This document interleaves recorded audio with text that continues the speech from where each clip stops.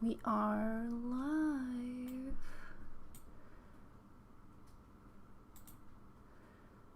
Pop out chat.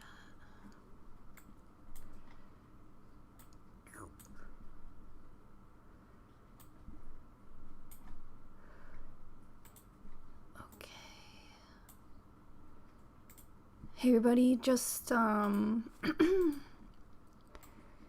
get everything situated on my end.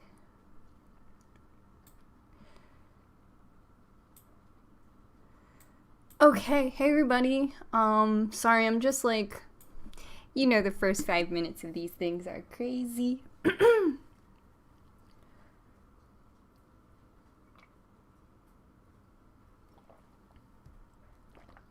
I only drank half of my coffee this morning, so I could share the second half with you guys, but hello.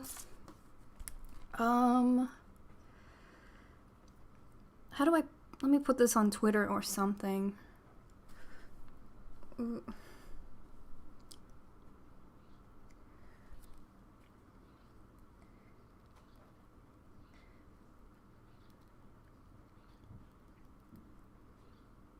Sorry.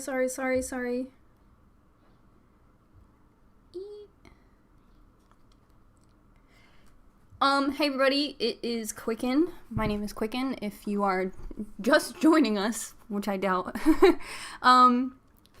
Hey everybody. So, you might hear some sirens, stuff like that going on, and there is also a pretty major thunderstorm happening in my area right now in Philadelphia.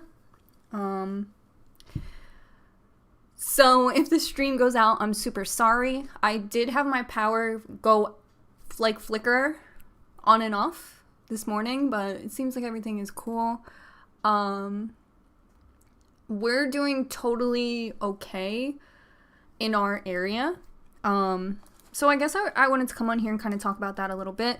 Also, it has been about 3 weeks since I've posted on YouTube, which I do not feel good about, but obviously observing everything that is going on and out of respect, and also, to amplify voices that need to be heard versus like putting my own content out there. I have decided to postpone the video that I've been working on. It was going to come out on Tuesday, but that's just... How's the audio? The mic was kind of far from me.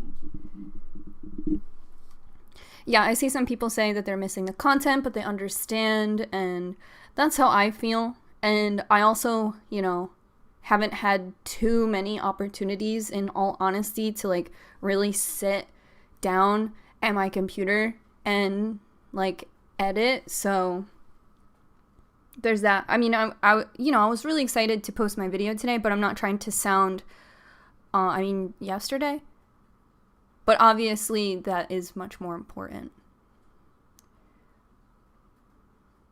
But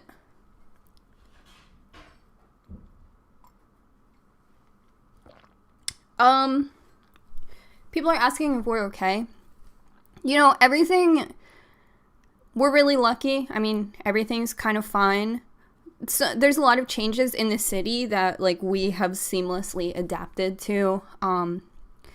Our supermarkets in our area have all been boarded up, and some supermarkets that haven't been looted, they'll take off the panel and they'll let you shop there. But in my area where I live, all of our supermarkets are looted and boarded up. But I mean, honestly, for COVID, we are pretty stocked for the most part anyway. So, there's not much we don't have. I like ran out of coffee and whatever. And we're really lucky because we have a vehicle. So we can drive, like 45 minutes away to an area where there isn't, the city's calling it civil unrest. But it's definitely interesting. And during the day, it's almost more quiet than, like pandemic quarantine. There's no stores to really go to, And you'll notice what's interesting is you'll go to places like neighborhoods, and businesses are already like preemptively boarded up.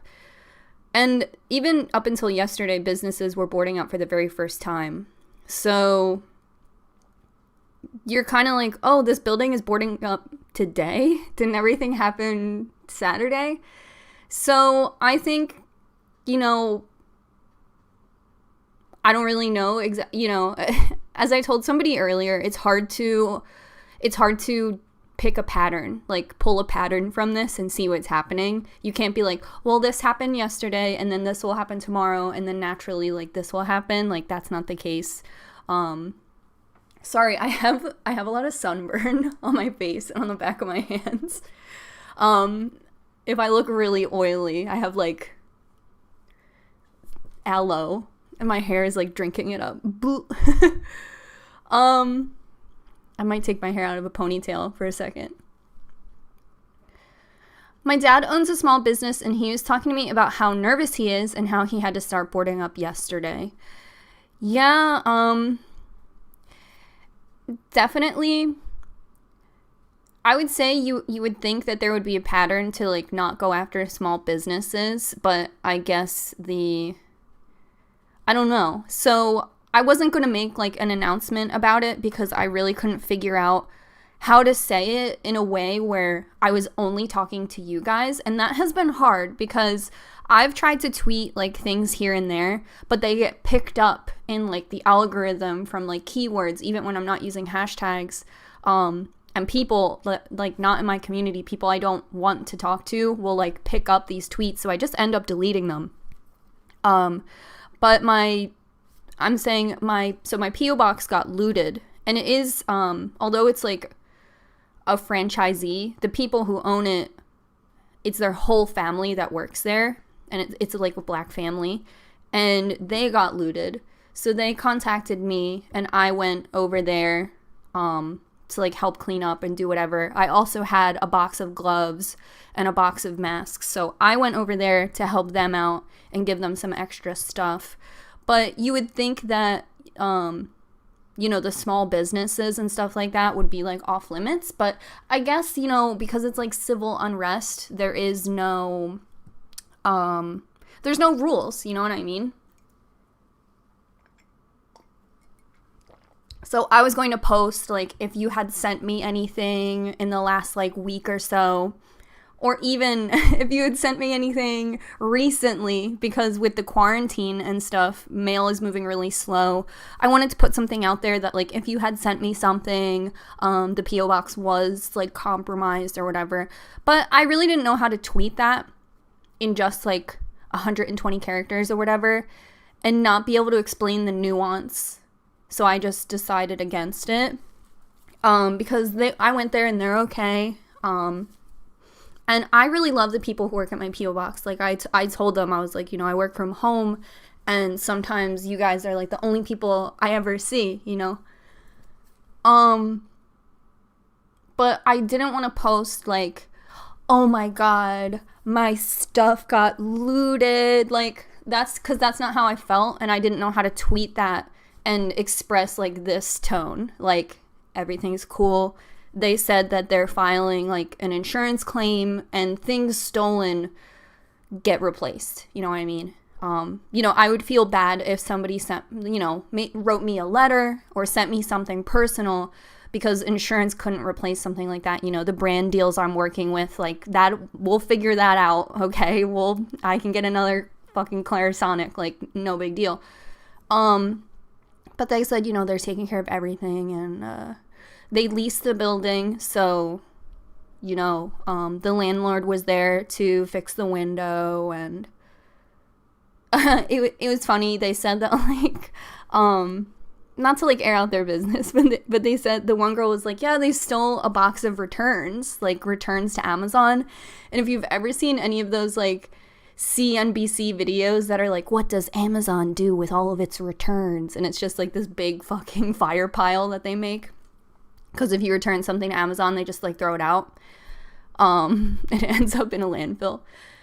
The one girl was like, yeah, they stole a box of returns, and I know they stole a package of if you have like an in-ground pool, there's like those little discs that float in the water that I guess release like cleaning chemicals. And there was one shaped like a rubber ducky in the like return to Amazon box that they stole. She's like, I don't know what they're gonna do with that. I was actually going to send something to your P.O. box. Should I hold off for a while?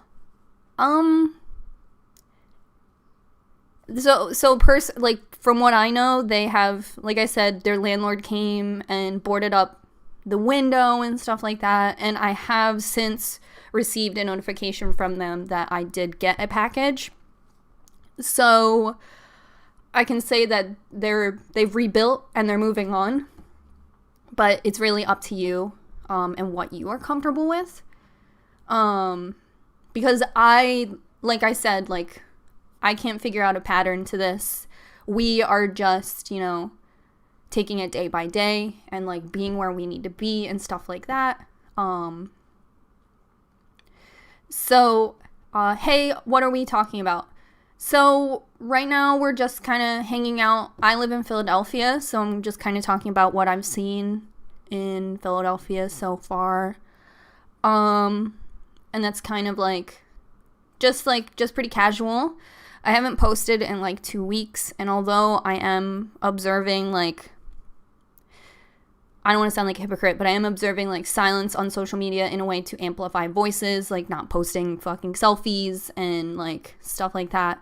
The videos, the video content I'm working on right now just has an inappropriate tone for, the moment, because it's about, poking fun and laughing and tattoos, so I thought I would just come on here today and chat with you guys, just,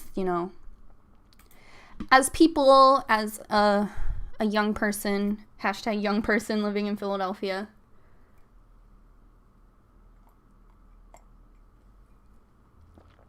And drinking the second half of my morning coffee. Oh no, did the live stream already die? I swear.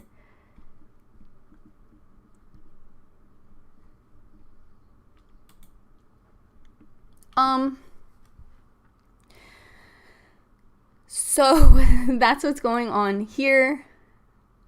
Have you gone to any of the protests? It's tough. I've kind of had this long time standing, and, you can't treat every protest as the same protest, you know what I mean? They're all different, they all represent different things, so I've kind of had this, and I do have a hard time figuring this out. Even as I'm talking, I'm like, how do I figure this out? I do have this stance where I don't post when I'm at protests, because if you post something like me, I have, 60,000 followers on Instagram. If I post a flick from a protest and somebody gets outed there because I have posted it, that's my burden to bear, And I do also have mixed feelings about photographers in the protests who sell the images to the newspaper, and the newspaper puts it out.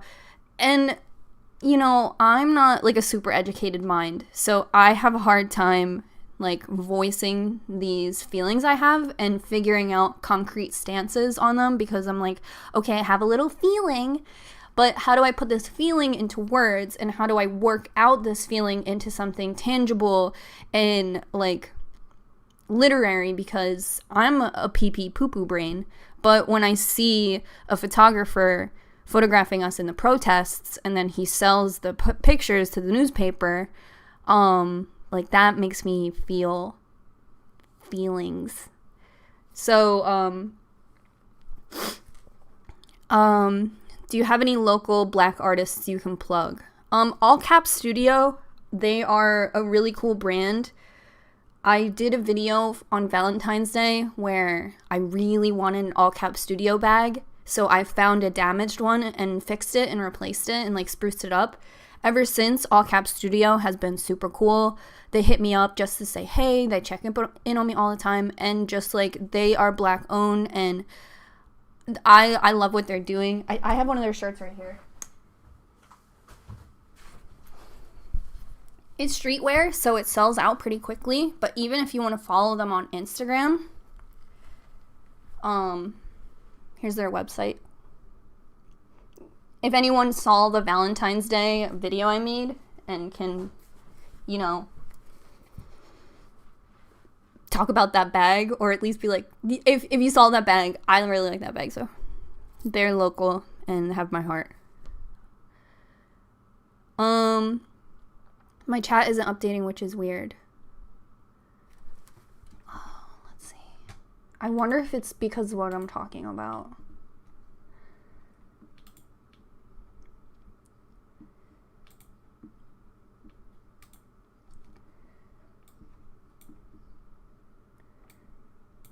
I just refreshed the chat on my end.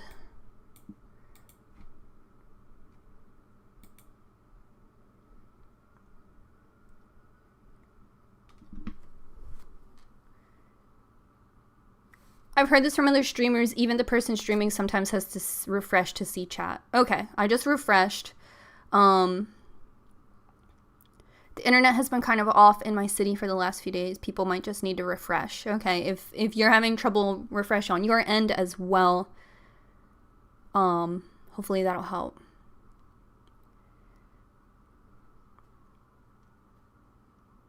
Yeah, if there's a donation or something that you want to plug, the way I set up my live streaming setup, I don't have my keyboard with me in front of me right now. I just have the monitor.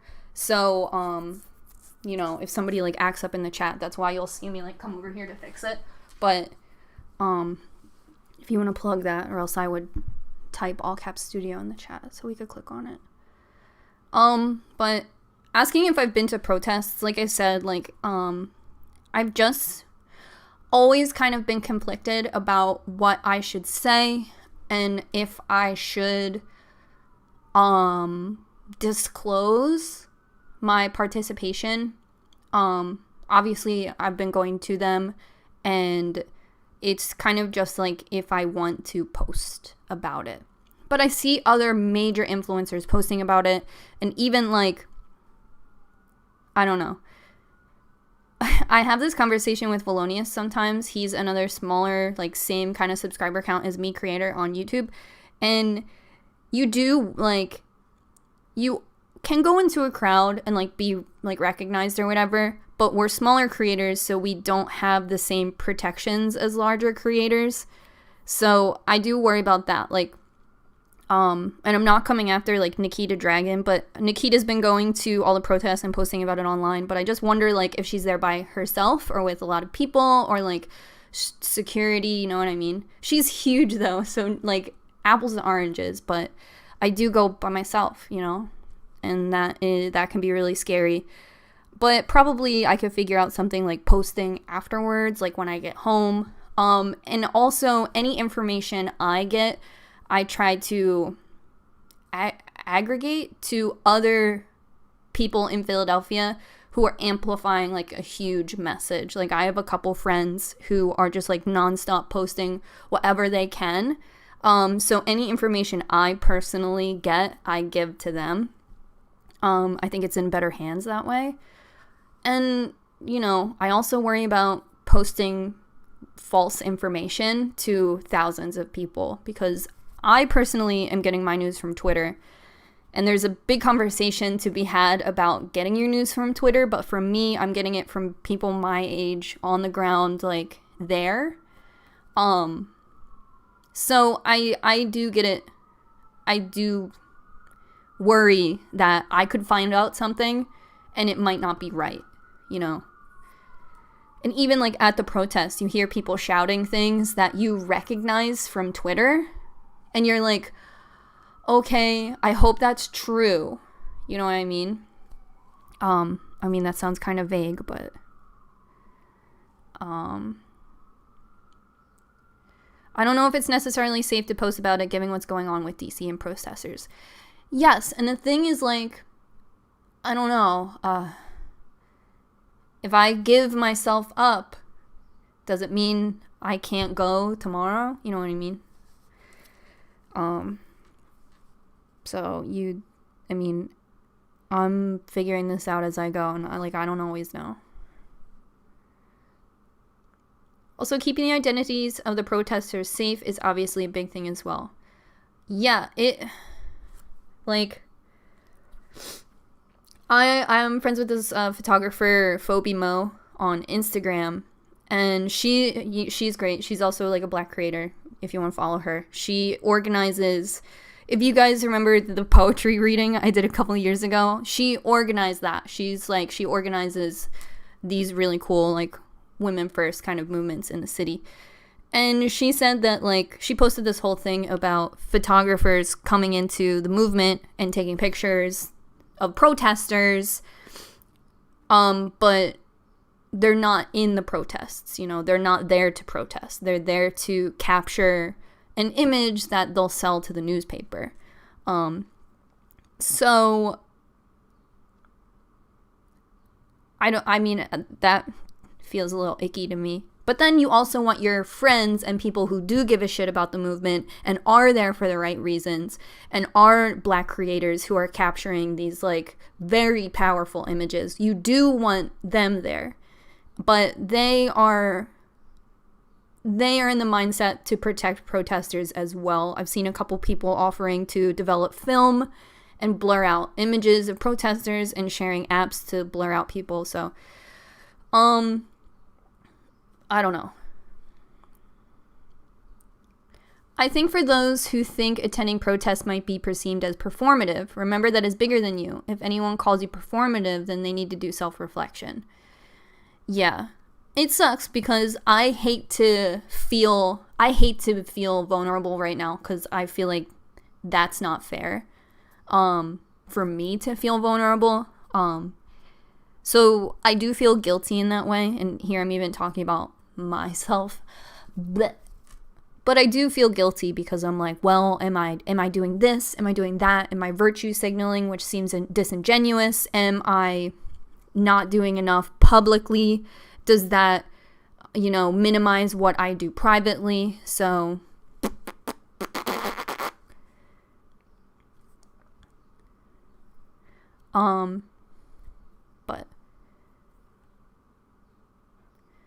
but you want word to get out and you want people to see what's going on, but you also don't want to incriminate anyone, kind of thing. It's a hard balance. It totally is. And personally, punk kids have been going to protests for a long time, so we do have a little more of a routine or a little bit more of a sense of familiarity, and you do want to stand by people where it's their very first protest and it's the very first time in their chest they've been something's fucked up, I have to go outside and yell. So you want to also support and educate people, but at the same time, if they have that passion, let them come outside in their bare face in fucking flip-flops and fucking scream at a cop, because what can you do? But I go covered up, and you should always cover up your tattoos and stuff like that. But I'm not here to make any suggestions to anybody who feels a true passion and wants to be there. But, bring a water, bring an umbrella.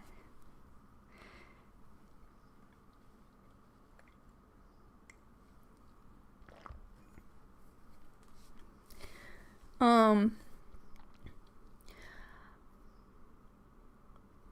you attending any protests? There are a few in my area and I can't get off work. I am in the loop and I'm connected with people who also keep each other in the loop, so I'm pretty grateful for that. And it's all organized online, through social media, let's be honest. I was with friends yesterday, and we were somewhere where we felt unsafe, so we took a little break. And the thing is, I see some people in the chat who said they can't attend the protests, and I do feel a strong obligation to attend and be a representative for someone in a major city, to, I guess, have other people like in suburban areas or in rural areas who can't attend or there is no protest. I do feel obligation isn't right because I don't feel weighed with the obligation, but I do feel almost empowered being someone who lives in a city to be able to attend. You know what I mean? Yesterday, there were 2 separate, very peaceful protests, like could cry peaceful. The news that night commented on how peaceful the protests were. And I do feel great that like my body can physically be there because other people who want to attend just like logistically can't. So they can watch the same news coverage from Lehigh Valley or whatever and see that like I can be there as somebody who is in Philadelphia and can literally be there. So also, being an ambassador for other people who can't. I'm just a fucking, noodle brain, barely exists on this planet. But, when we did leave, because we felt unsafe, I did, like, in that moment have that realization that, like, it is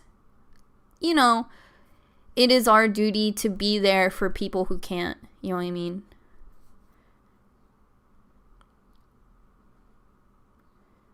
Do you know anything about Philly implementing a 6 p.m. curfew after 6 p.m. already passed? Was wondering if you received emergency alert. So we receive emergency alerts on our phone the same way you would get like a flash flood warning, and at least in Philadelphia. Last night the curfew was at 8:30, so people who are voting could go to the polls, because I believe that's also when the polls close at 8:30. So last night all of us got the 8:30 curfew alert. So I personally was there with a few people who like I felt safe with. But once I got that curfew alert, I just decided to leave. So I decided to leave because I had a ways to travel to get home. And although where I was peaceful and I felt a lot of love and like some of the cops were kneeling with us and stuff, like I felt like a cop who was willing to kneel would also listen to me that I was riding my bike home. You know what I mean? I wasn't sure if I would be met with that same energy on my way home. There is National Guard in Philadelphia, and they are stationed in different parts of the city. So, I personally decided to obey curfew. I don't know too much about breaking curfew. I do know that I watched some people get boxed, which is when cops lead protesters into other police and then close you into a box. I did watch protesters get boxed past curfew the other night, which probably was a way to write citations and stuff like that. But from what I saw, those protesters were allowed to decide to leave or not, and then they all decided to leave. And from what I saw, they were not followed. They were allowed to leave. But that's in Philly. I don't know. We got sent home early from work due to the protests, and I had to finish up paperwork at home, so I wasn't able to go. The kneeling was for the media. It's fake. I mean, I'm there, but I can't. If you are someone who has been battling with the police your entire life, and your block is constantly patrolled and something like that, I can't speak for anybody else who has the potential to feel closure from witnessing that. So I can be an anarchist with you guys and be like, that's performative, but I also can't minimize who it impacts and who that offers closure to. Oh my God, no. So I'm not going to comment on like witnessing the cops kneel, but most of them did not. You know what I mean? Most of them didn't. So, I did see a lot of people impacted by the gesture, though.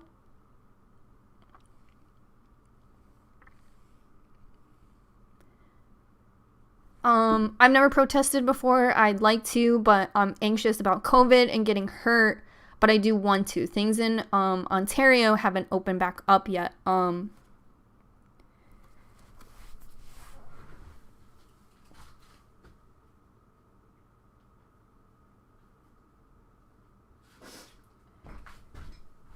Yeah, it's kind of crazy because everything is supposed to open back up in Philly on Friday, and that's definitely canceled. But if you've never protested before, attend a peaceful protest, you know, go during the day. Usually go with somebody, and when you feel anything, just leave. And I think that that's always best. I went to the last protest I went to, I had a bad feeling, you know what I mean? And I just left. And I watched it on the news later, nothing bad happened. And I was like, okay, but you know, there's like nothing against me having a bad feeling and then deciding to leave.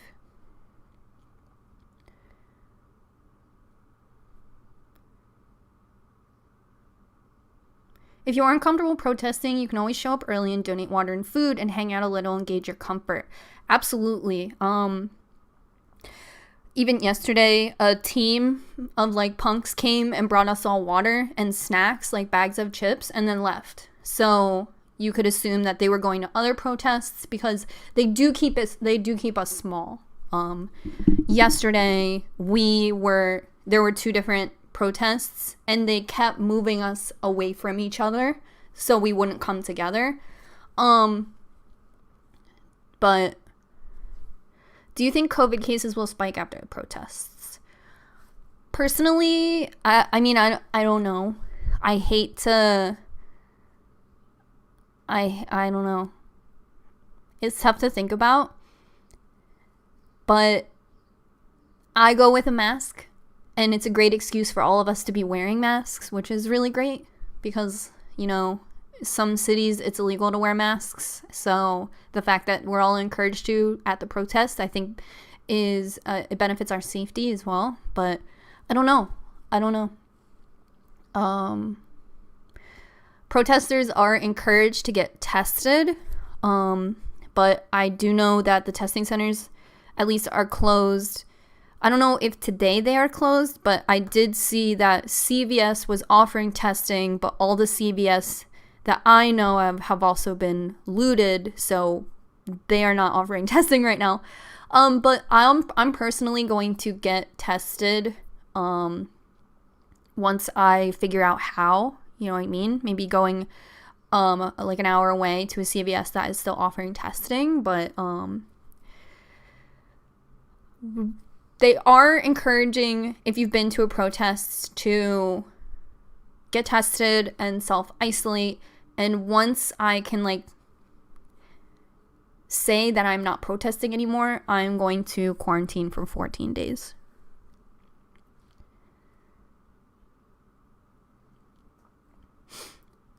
But if you're worried about, like, I think that message is very clear. If you can't protest, you know, show your support in other ways. And I think avenues for showing your support are out there.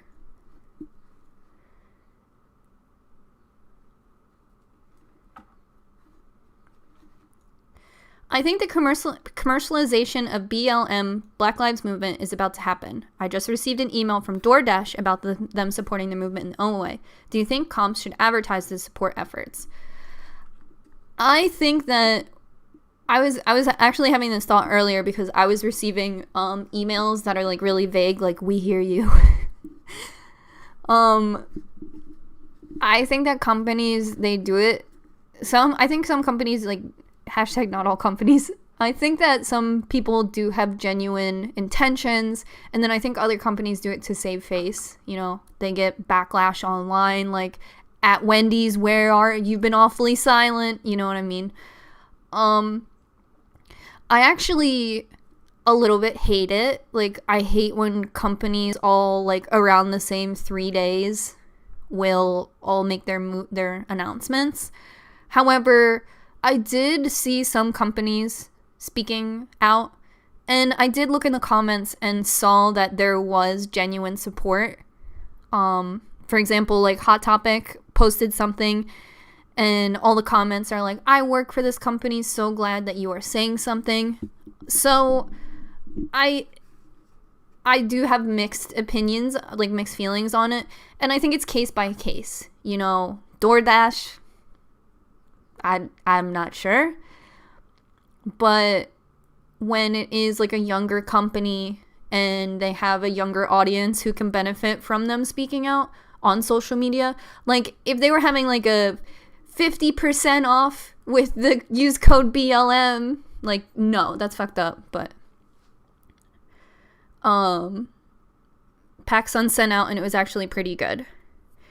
I think if it's good, then you can decide for yourself if it's genuine, and if it feels genuine, then I think it's worthy of your support. But I do think it's worthy of your skepticism if it's not.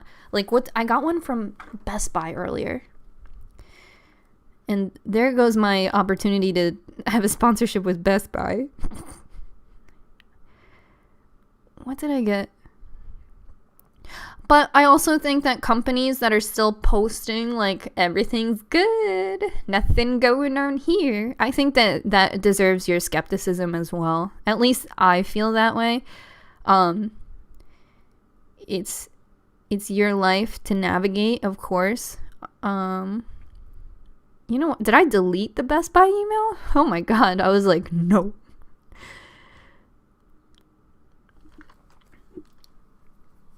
But you know, if Netflix was like, rioters destroying your city, curl up tonight with Space Force now streaming, I would be like, wait, hold on, not okay.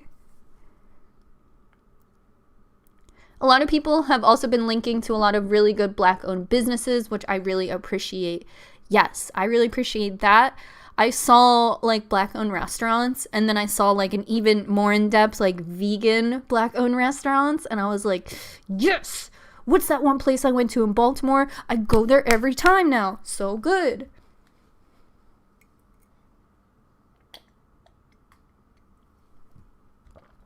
I'm sorry if that slurping is gross. I'm like very self-conscious about the way I drink.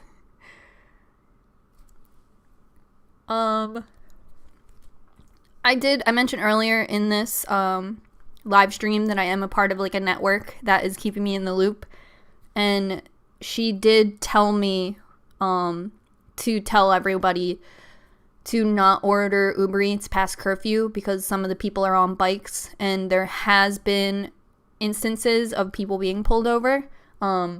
So I do believe it has something to do with the big backpack, because they did catch one looter with one of those Uber Eats backpacks. It's like a big insulated bag that goes on the bike messenger's back. You may it's pretty common in like cities, but if you've never seen it, if you order like DoorDash in a city, it's mostly delivered by bike messengers. They caught one dude, I don't even know, in Philly, who had the bag full of loot. So they are stopping DoorDash bike messengers to see what's in their bag. But I was told to recommend that people not order past curfew.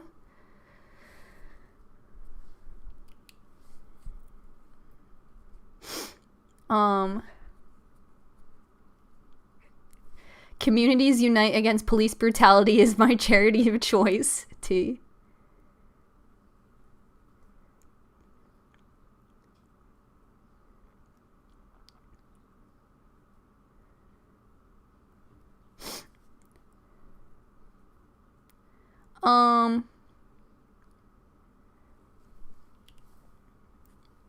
Sorry, my neighbor's in her backyard. We just got this like crazy like flash flood storm that went past us, and She's got her rollers in her hair. It's hard to not look at. I really like it. What time is curfew? So today's curfew is at 6 o'clock. Last night it was at 8:30, but today it is back at 6. I'm wondering what kind of activity will happen today because we are facing a lot of storms. What's the update on the mural? What are you up to today? I'm terraforming my island. So, the mural in my backyard, the wall is patched, and I have put 2 base coats on the mural. But my Home Depot was looted, so there is a little bit of a hold on the mural until I guess I go to Jersey or something and get some supplies. But the first night of protests, the next day, Home Depot was okay, but since then, or Lowe's since then, RIP. But that's fine by me. I wanted to get to the mural. I want it to be done before John's birthday so we can have his birthday in the backyard. But, like, other than that, there's, like, literally no rush. And that's kind of a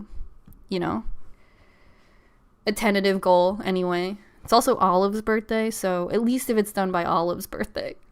That's my orange cat. I really hope your grocery stores will be okay. They are not, but I think they'll be okay. I'm not trying to be like personal property. Wah! I do like the people who work at my grocery store. I do like seeing them. I mentioned earlier about my P.O. box, when you work from home, or, if you're somebody who's active in your community, even enough to, like, say hi to your neighbors, like, that base level of activeness, I like seeing the people at my grocery store because sometimes they're the only people I see. My family lives a little far away, so, it's nice to see people. When I went to community college, I would go to Whole Foods after school every day, and I had no money. So I would walk to Whole Foods to just get a drink or like a cookie, but I liked being at Whole Foods because I had only been vegan for like 2 years, and it was really nice to be. Now it's very commonplace. They sell gluten-free at 7-Eleven, but it was cool to just like walk around and be there. And I must have been such a nosy creep because I would go there every day, walk around all the aisles and get like one cookie, but like recognize all the people who work there. And there was this young boy who was like already going gray, but you could tell he was young, and I will never forget him. But I'm not writing poetry about the people who work at my grocery store, but I do love to see them. I will tell you a little bit of tea. My biological father's neighborhood was hit really hard, and I was literally watching it on TV. So I texted him, and my brother and sister live with him. I did text the old biological father and break like a 5-year silence to be like, if you need anything, let me know. And he said, no, we're good. I was like, what? Piece of shit. I felt so dumb. I was like, you really let a man make you feel dumb today? So that was so annoying. And when I tried to text him the first time, my text didn't go through. But it did the second time. So I was like, But also, like, maybe my number's not saved and he just thought that I was just some hoe. I don't know. It really sucked. I didn't even tell John. I actually haven't told anyone. So nice to tell 200 people at the same time because I haven't told anyone yet. If I told my grandmom, she would flip shit. But I won't because I'd rather her not flip shit.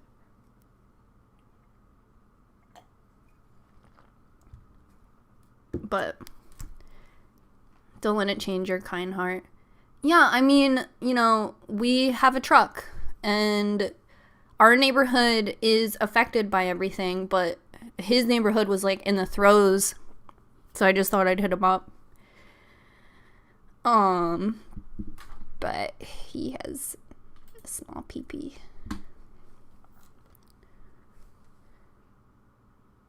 It's better to be nice than not, regardless of what his response is.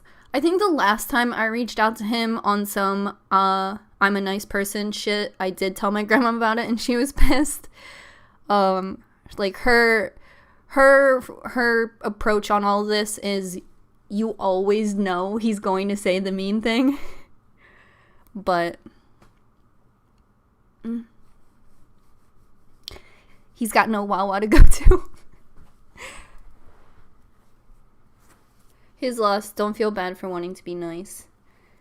Yeah, I think the last time I hit him up was when I was in beauty school and I had, like, some haircut requirements, and I was just feeling, I don't know, FOMO, because a lot of the other people in my beauty school, like, their parents would come to help them fulfill their requirements, like men's haircut or, like, child's haircut or something. So I was like, hey, I'm doing these haircuts. And he was like, I have a hairstylist or something, Oh, I go to Hair Cutter, it's fine. Staying positive is looking at your Sonic poster. Look at him. Look at his tail.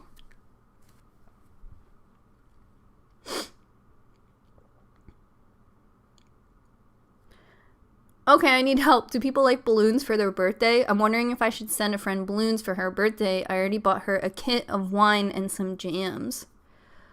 I think flowers are more organic, you know what I mean? Because they live and then die. But balloons you have to, like, throw away. It could make you feel bad. I saw an advert for mail your friend a piñata. Yes!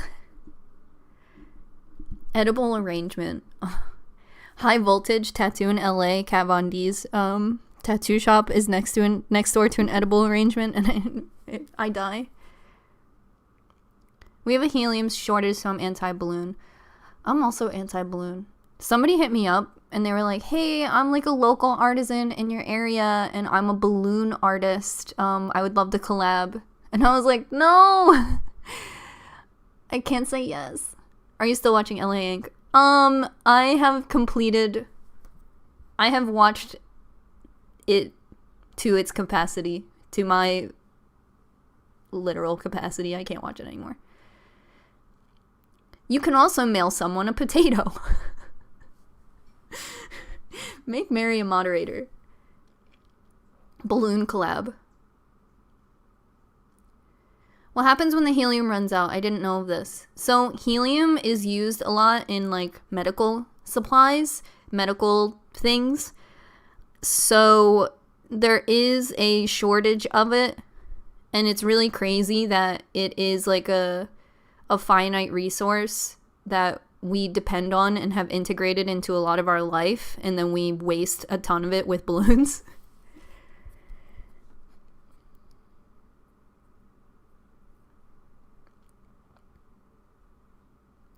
Anti-balloon.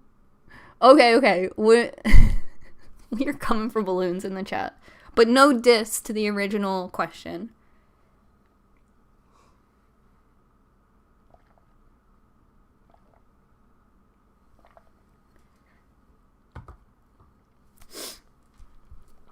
Are you watching Avatar? What type of bender do you think you are? I actually just finished watching Tokyo Ghoul. I didn't watch it when it was, like, at its height in popularity. So I am watching Tokyo Ghoul right now. And Parasite, which I'm watching on Netflix, which is very good. But I started Parasite by myself. So now I have to watch it when I'm, like, all alone. Because I'm, like, on episode 12 and no one can really jump in with me. So that's sad. Tokyo Ghoul is fire. Yes! Except Tokyo Ghoul Re, I was like, who are these people? Who do I have a crush on here? I'm really confused.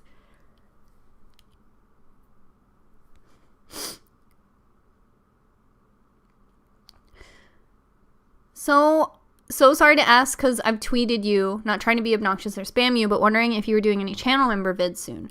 Yeah, so I actually have 2 that are done, but I just, I don't want to be, like, inappropriate by posting them, and that's kind of the thing. It sucks because, like, before I was like, oh, it's a global pandemic, maybe don't post it, and then I'm like, okay, now just, like, shut up. But I do feel really guilty about it. How do I say that? Like, I don't know. I'm, like, trying to draw strength from other creators who are like, just post it. People like it. And I'm like, okay. Anyone else have tattoo fever? My friends in Europe are all getting tattooed, and I'm super jealous. Yeah, there was a tattoo I wanted the other day. Honestly, like, I just want to see my bros. I just want to go to New York and see my people. I miss being at a shop. And I miss the smells.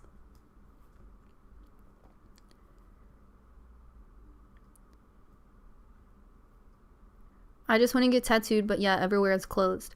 Black Rabbit in Richmond opens on Friday, but I think it's going to be like a little bit of time to catch up as well because everybody's working on like the appointments they had that they missed. I know that Black Rabbit Tattoo isn't accepting any new appointments right now. When they open, they are only like, I guess tattooing their like backlog of people or the people they've had to reschedule or the people who have work done.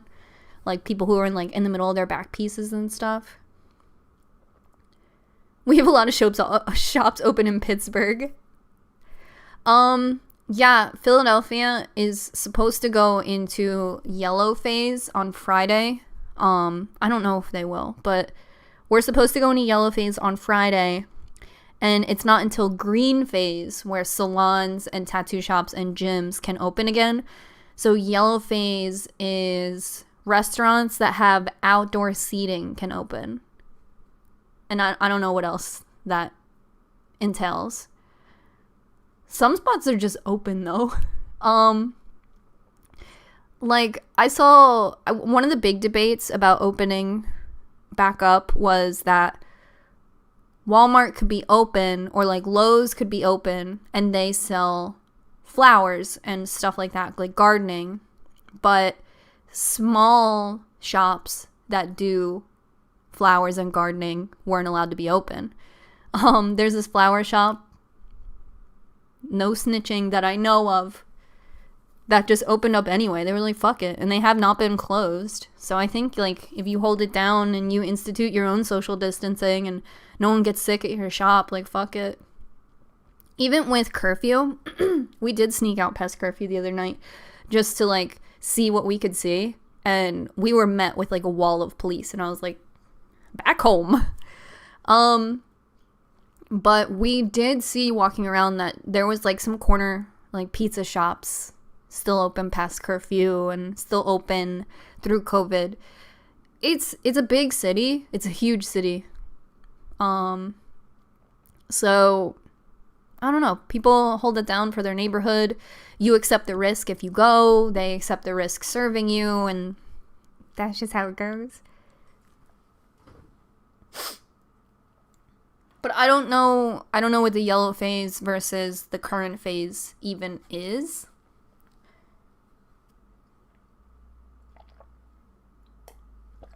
I believe you can shop for clothes again? I don't know.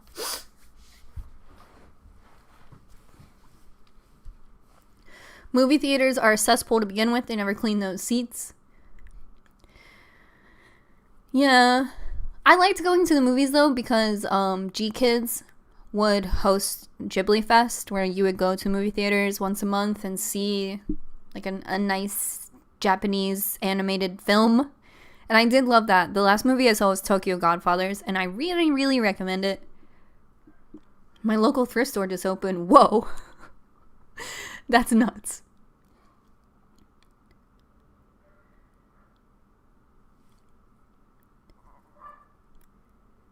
Is it bad that I have a crush on Ulta from Tokyo Ghoul? Is that what that says? Yuta? Who's that? Who was that? Okay, my biggest critique about Tokyo Ghoul was that there were too many characters, and every episode I was like, if they introduce another fucking character, I swear. But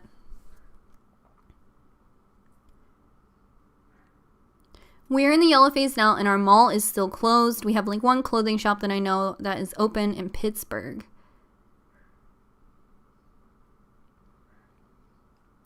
Arizona has been like ...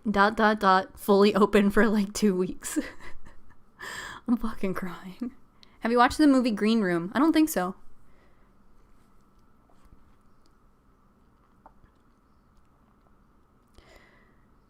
Yuta's the tattoo guy who made the mask. Yes, except he does play a little bit towards the end there. A little bit of worms in the brain there.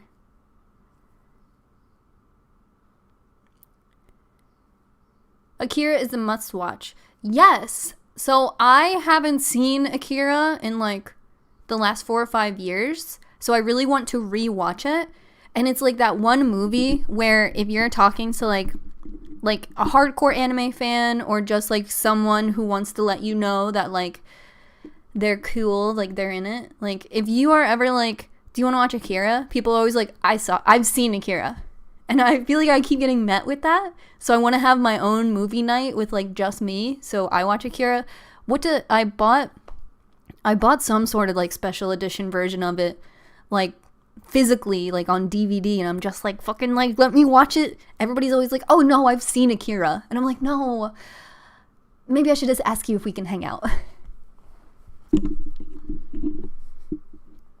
I'm also like, watching anime with me, I like to watch it in its original form. I like to watch it with subtitles, so it's not like a very social thing to watch, I feel like, together, because you can't talk over it. And you can eat during it, but it has to be food where you can still watch TV. I've been making these like healthy nachos, and it's really hard to eat them while I'm watching my my evening Tokyo Ghoul, because I'm eating the nachos like. What did I watch? The other night I watched Being like a Neon Genesis Being an Eva fan and watching all of the Evangelions has been so hard. The other night I watched the one where they introduced the Pink Ranger. What is that called? You Are Not Alone, or Are You Sleeping? One of those. I watched the Eva movie where the fifth child is introduced for the first time, and I was trying to eat nachos during that, and that was impossible too. Except places are closed because of looting. Yeah, that's a big thing. Places that even were open are like completely. I took a ton of pictures from the one night.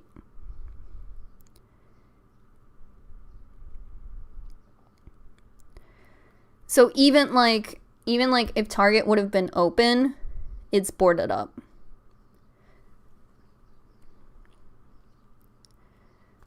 I thought this was funny.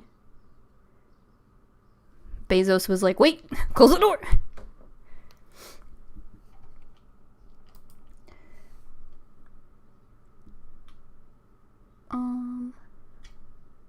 No more straight brows. So my eyebrows, so my friend Sev shaved my eyebrows for me, and she went on spring break, and then they told her to like stay put, so she hasn't been in Philly for like 4 months. So I let my eyebrows grow back in solidarity.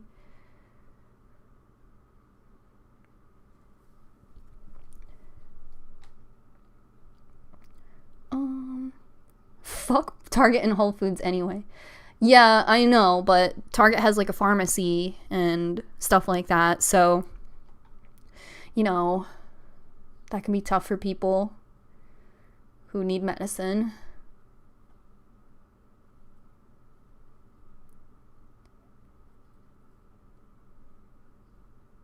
Sorry, I'm reading the chat.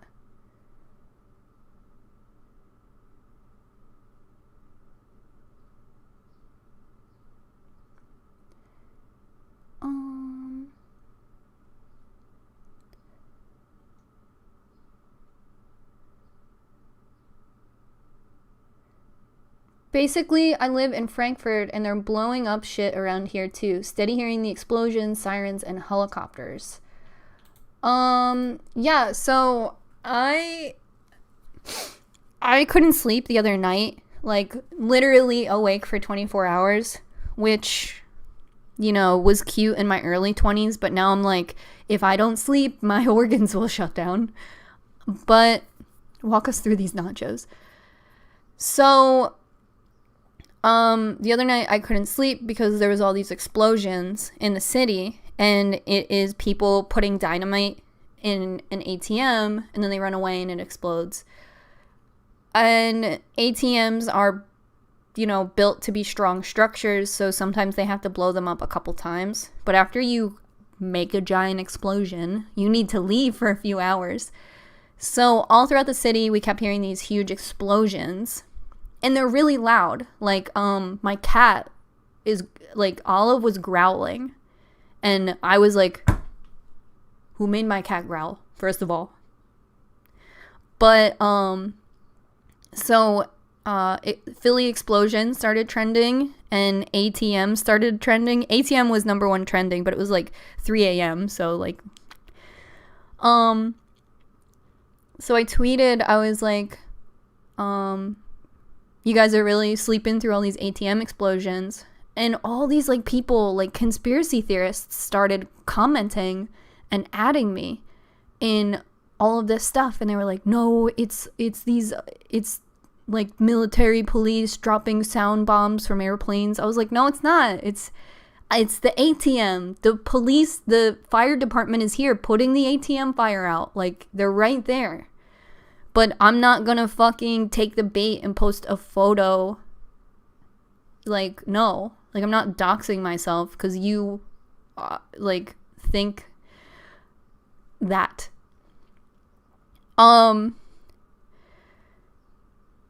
So, it was crazy, but there's a...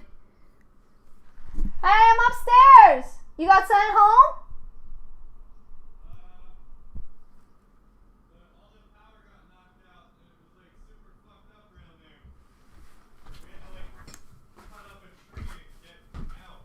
I'm on live. I'm live streaming. Are you okay? Yeah, no. A bunch of trees fell on the power lines and then blocked all the roads. So me and Eric and the tile guy had to cut a tree up and move it out of the road so we could leave. Oh my god. That's nice of you. And apparently a fucking limb fell on the architect's car. So at some point I should call her and see if she's alright. You should do that. Yeah. Alright. Love you. Have fun on the live stream. Thank you.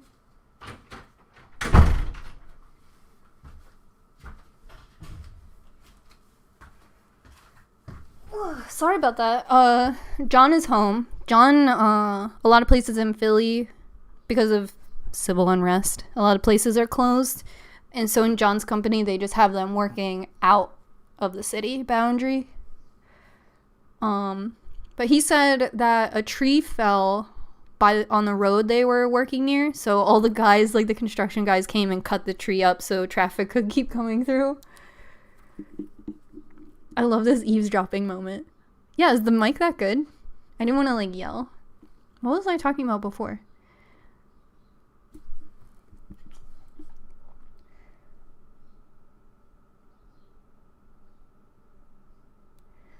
So Robbie is saying that LRADs, I keep calling them LARDs, are very directional and sound is much more high pitch. People really be making up conspiracies about everything.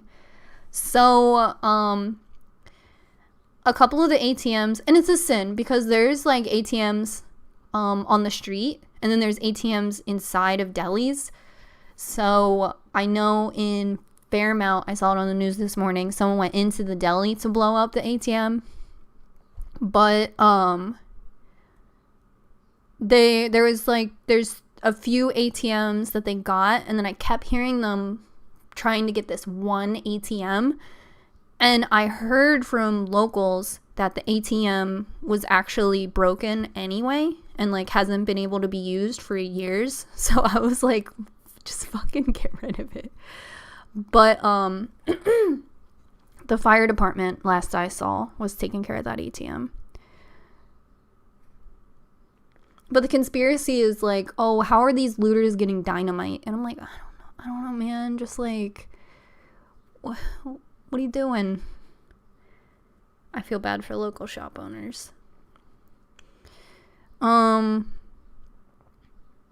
I don't know. Poor.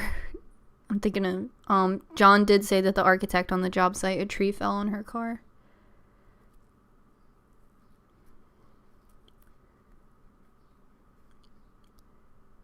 A tree fell right onto my neighbor's Mini Cooper.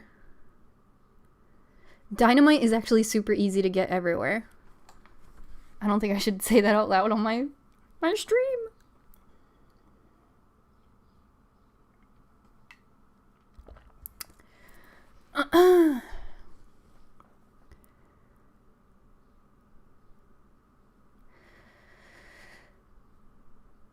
No, it's okay. The dynamite comment is fine. I'm glad to see that Quack is okay.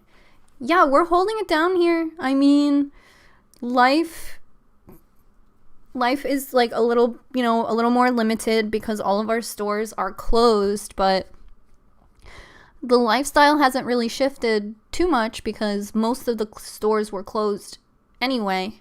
So, life goes on.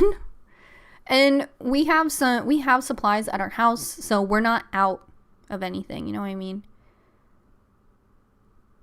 Walk us through your nacho recipe. Okay.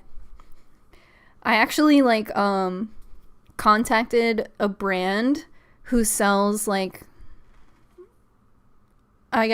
nice pots and pans. And I was like, hey man, listen, I got this nacho recipe, right? And I'll make it in your pan if you send me one. But they were like, you? So shout out to your ponytail palm. How do you care for it? Mine's always half dead.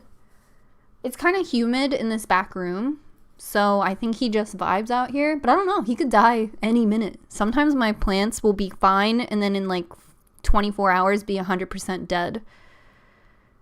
Oh my god, they were trying to get an ATM right next to my boyfriend's house. It was loud. Yes. The cats were growling. They can hear things we can't. My nacho recipe. Basically, there's Goya makes these little flavor packets in an orange box, and then there's individual packets inside. It's called Saison. And basically, I will cook, vegan meat, but you can cook whatever, chickpeas, beef. And I will cut up an onion and then some pepper, put that in a pan and let that kind of cook for a little bit, put meat in it, and then put water in the pan as well, a little bit. I just splash water as I go. I feel bad. I posted my nachos and one girl was like, what cheese do you make? And I'm like, oh, it's a recipe, but there's no measurements to the ingredients I use.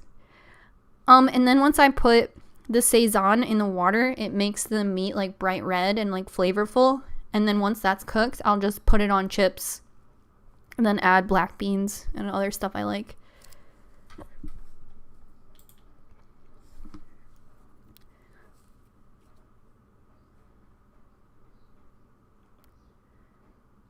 Say sun, hard, long O. Say soon, hard O. Oh. What's the best flavor of LaCroix? I don't, limoncello, I think.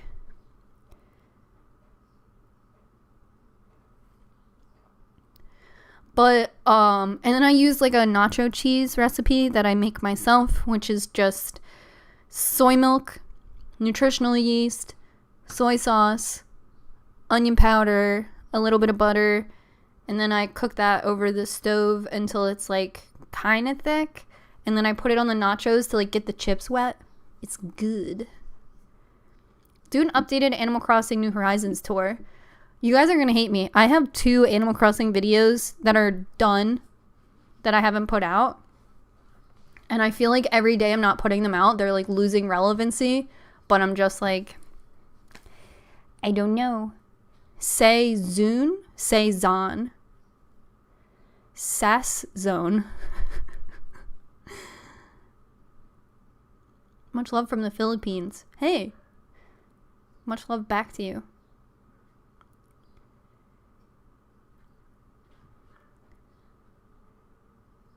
Sass Sun. I'm so sorry, guys. Sass Zone.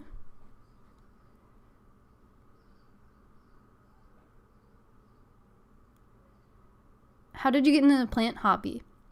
Get into the zone, sassy zone.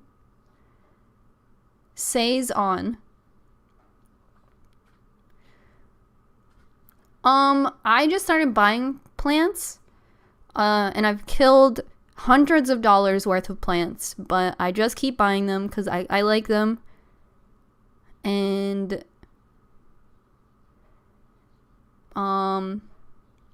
yeah, I mean, I'm not great with my plants. The plants I have, I research and try my best. Right now, my snake plant is getting kind of gummy, so I have that in the sun right now. And that's kind of like how I just troubleshoot. If my plants are getting weird, I try to put them in the sun more or water them less.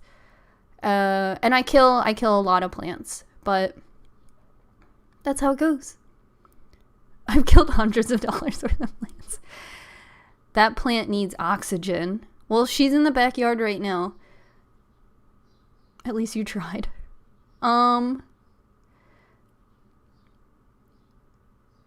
Have you shaved any heads or given anyone bangs? I gave John a really good haircut the other day, and now he looks like fucking Levi from fucking Attack on Titan. John just said, I need a haircut. And I said, do you have any short, long? Do you have any pictures? And he said no, and he sat down. So I gave him the haircut I wanted to see. You love to see it. And Captain Levi has like hair here that's like kind of long and like kind of goes in the face. But then it's like kind of tapered up. And the length is like all here. So I said, there you go. But for quarantine, I haven't done much hair other than my own. But it's nice. I like giving John a fresh haircut. You gave your man a bob. He's wearing it good, though. He looks good. I dyed my hair purple. It's that kind of quarantine. Man, when the quarantine hits.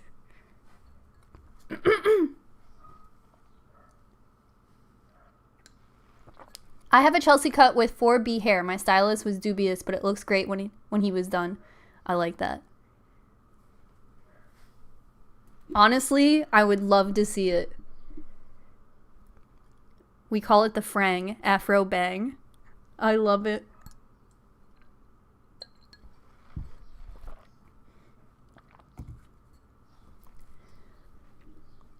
Cutting John's hair is a great second channel video in my opinion. He doesn't want to be on TV. Yeah, I did a perm. Oh, I want a perm so bad.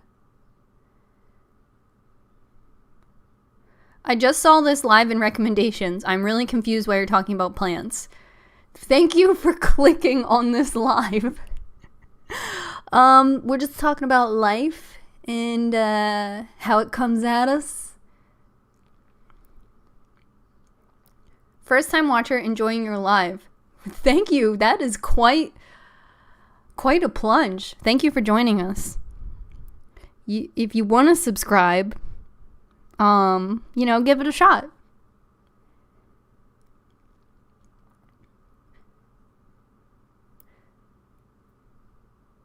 I also want a perm.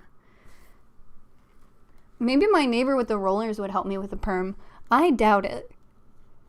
Because we had an old bike in the alleyway for a while, and she does not like us anymore. I fixed my bike up, which has been so nice riding around the city. I was off my bike for like a year because I feel like driving is really crazy. I read something the other day that 1 in 4 people are texting and driving like at any given point. And I was like, cool, so I'm gonna walk. But we in Philly, our transit system has been limited, and you're only supposed to go on the bus if you're an essential worker. So I was like, cool, I'm not. Like, if I'm going somewhere, it's probably to, like, fuck around. So I decided, like, it wouldn't be fair if I was taking the bus. But I did fix up my bike, and that has been a lot of fun. My tire had a slow leak, and I took it apart to find the leak, and I couldn't. And then I realized the valve itself was loose. So I tightened that up yesterday, and the slow leak is gone. So that's been cool. I do like going to the protests with a bike. Every bad driver I see, you swear you look over and they're on their phone. They're like on their phone too. They're like on it, like low, like on it. I'm like, king.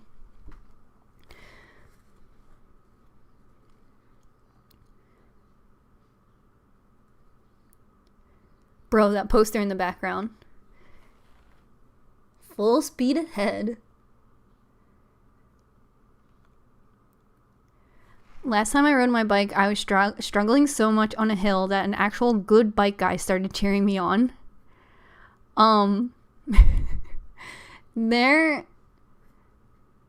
My bike is a single speed, so I can't like change the gears in order to like tackle a hill, but it's not cute. I'll just say it's not cute.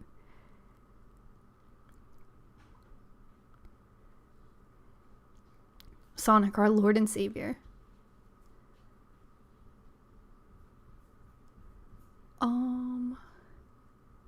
Maybe I'm out of the loop, but did John get a new car, especially since he works out of the city? So John has like a work vehicle for work, and then John also has a Bronco.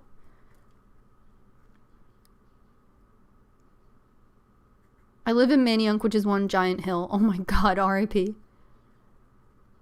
Hey, quick, just joining in. Welcome. I don't know how long we've been at it, to be honest. I'm just happy to be on YouTube. I'm just happy to be here.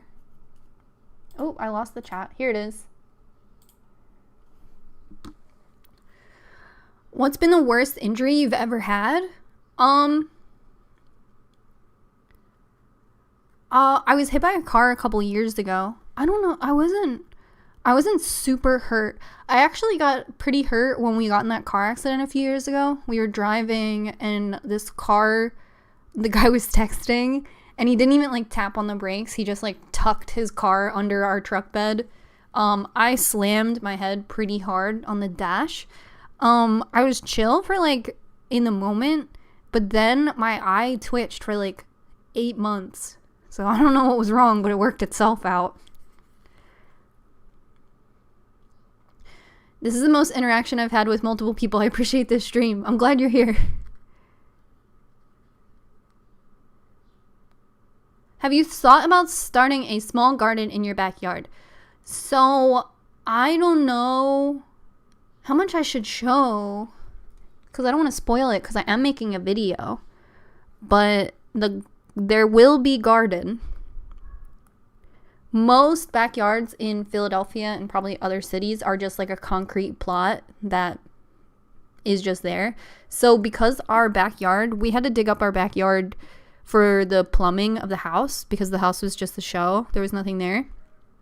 So we were in a unique position where we dug up all the concrete in the backyard. So we did have access to the dirt. So we did keep some, which I'm pretty excited about.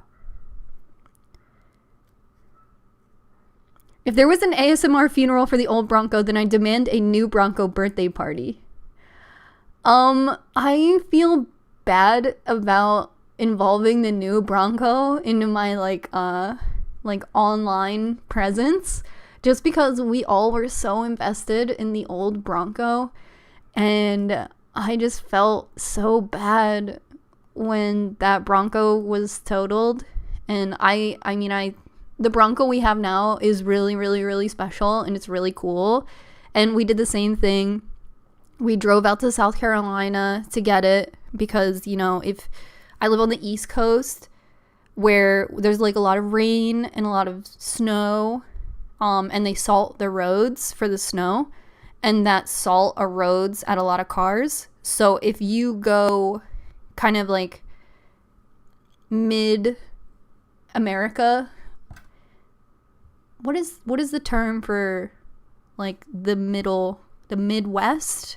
If you kind of go there, the cars are in a lot better condition just because they don't get hit with the elements as much as they would on the East Coast.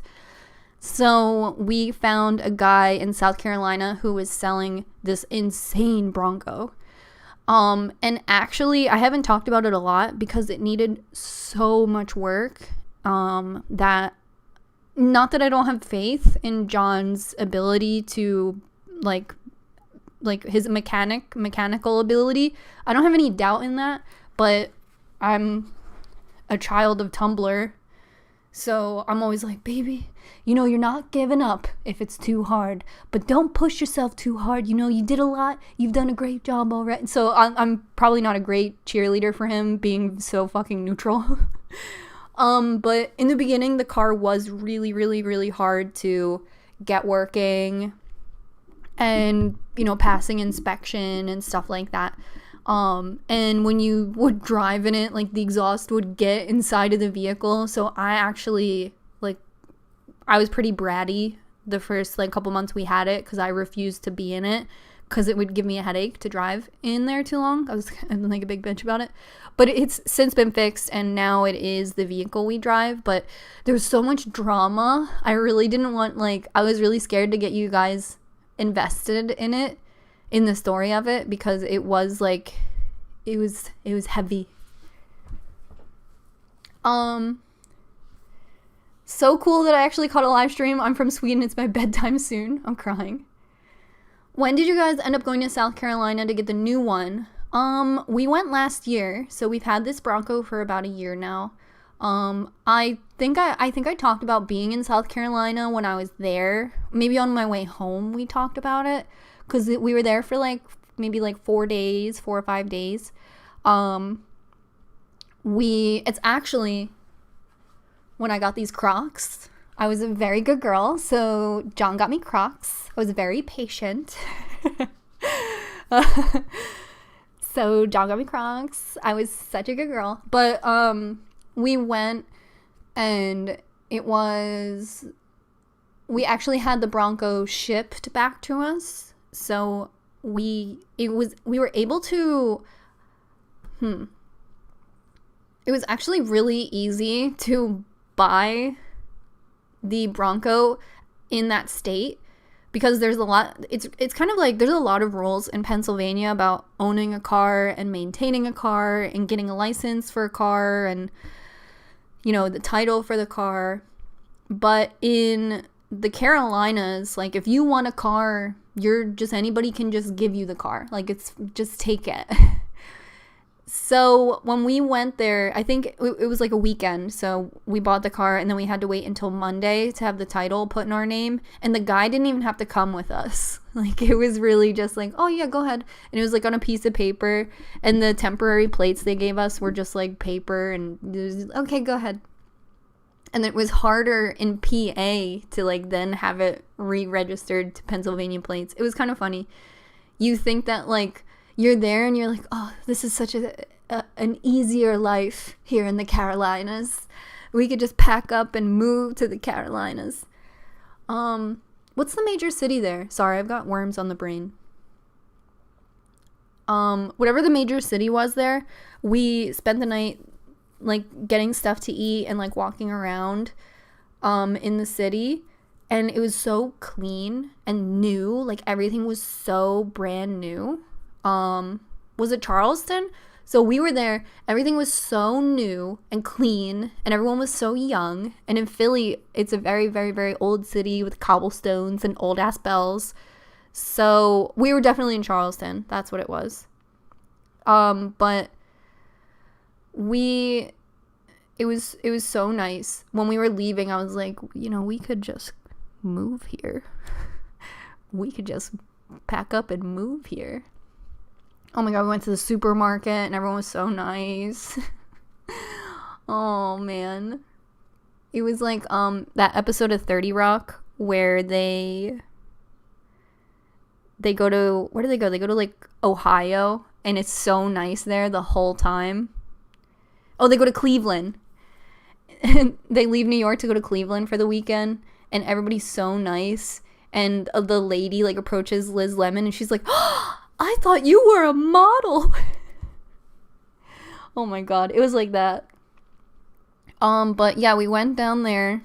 We met up with a guy who was so nice. I loved him with my whole life. I was obsessed with him. I wished I was like really vibing him out to like legally adopt me. I just like the whole time I was like, can I be your daughter? He was so nice.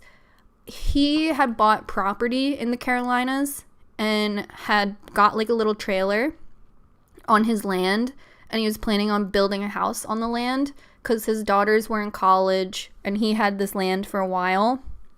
And he had a bunch of trucks on it, like good trucks, like, and he also had this Bronco, and he had put some work into the Bronco, but I think he was selling off his trucks to make money to build his house on the land.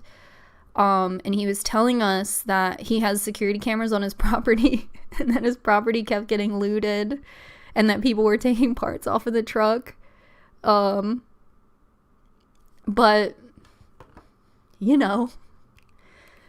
but I really liked him a lot. With my whole heart. I had a Bronco pin like on my hat or whatever, and I gave it to him. I was like, remember us. Hey, I am subscribed, but I have to leave, so see you next time. See you next time. If you ever go to upstate Carolina area, you should totally do a meetup. Maybe. I did have a really great time there. Whenever that like Pokemon Go but for Harry Potter came out that weekend, that's when I was there. Because the truck had to be actually like worked on for a couple days before we could even get it on the tow truck. And I remember that was so boring. So I left respectfully to play a little Harry Potter. But then I was like, I am walking around here. No one knows who I am. Tattoo plans for 2020, 2021. I know you last talked about maybe removal before more tattoos. I don't know if I talked about this last time, but I haven't been tattooed in so long that I can donate blood. So I'm kind of like, should I wait a little bit now that I'm like not tattooed for a while? But I don't know. Sorry about my sunburn. I really can't believe I got sunburn.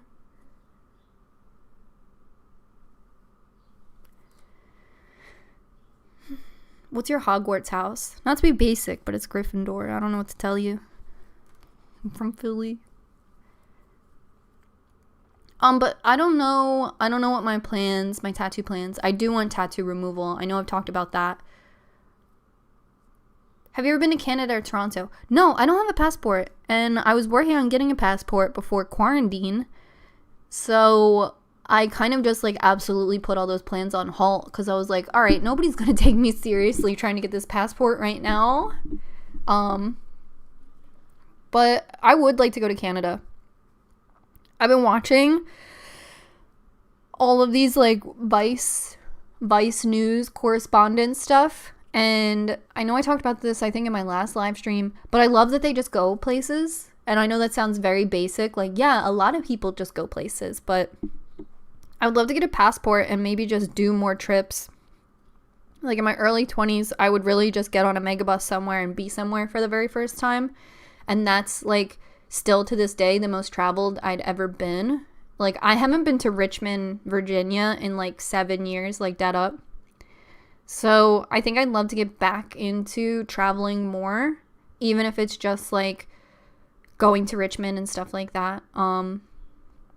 We had plans to drive to Richmond, but we had a van that was automatic so I could drive it. I'm not very good at driving stick, and I don't like driving the Bronco. I prefer not to. Those older vehicles, I think, should honestly only be driven by like mechanics or people who know what they're doing. I don't think that they should be driven by people who don't understand them. And I am people who don't understand them.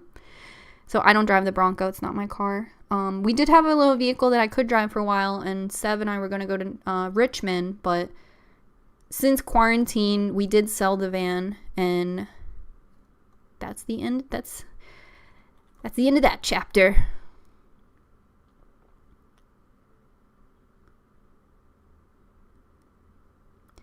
Traveling is fun, but planes are extremely polluting. Limit air flight.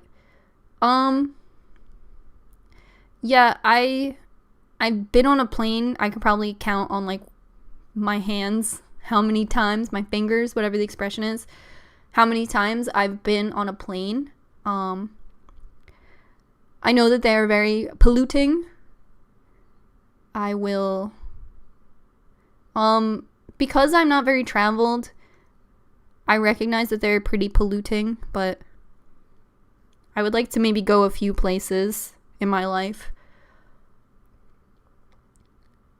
Oh, bye van. I loved it. It was so huge. Yeah, so I thought I was a dum-dum, but John actually said it was a pretty hard vehicle to drive. So in that, I'm glad, like, if it was a hard vehicle to drive, I'm glad that we got rid of it and it's in a better place. But I still liked having a car because I would go home a lot. Sorry, it's getting really hot back here. Oh no, my computer's loading. Tell me this is not the... Okay. Do you ever see yourself jumping back into salon hair life? I really liked your recent tutorial and you seem so educated on hair.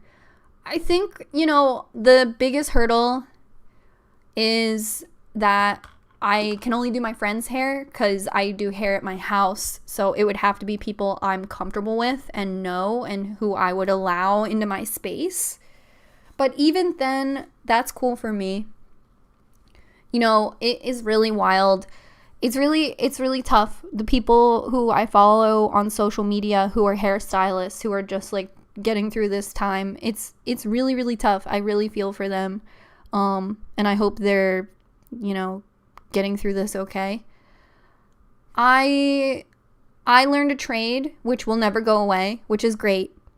Right now, I see myself just doing my friend's hair, which I love to do. And it's always really, really fun. It takes, I'm kind of a slow hairdresser. It took me a little while to do even John's hair the other night. But then when I was done, I was really impressed with my work. So, I'm confident in what I do, but,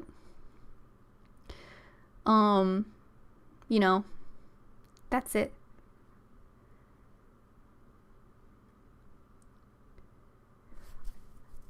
Just curious if you'd ever talk about being straight edge. What made you want to be straight edge and why you stopped? So if you don't know, straight edge is a commitment to being drug free and alcohol free. And there are different levels of straight edge that some people commit to. There was this one guy I knew who was straight edge where he didn't do caffeine. And caffeine is in a lot of fun stuff. So he wouldn't eat chocolate or like chocolate ice cream or have any fun. No diss. So straight edge is it has roots in hardcore and punk. It was originated in the hardcore scene, and it was just like people's commitment to not do drugs.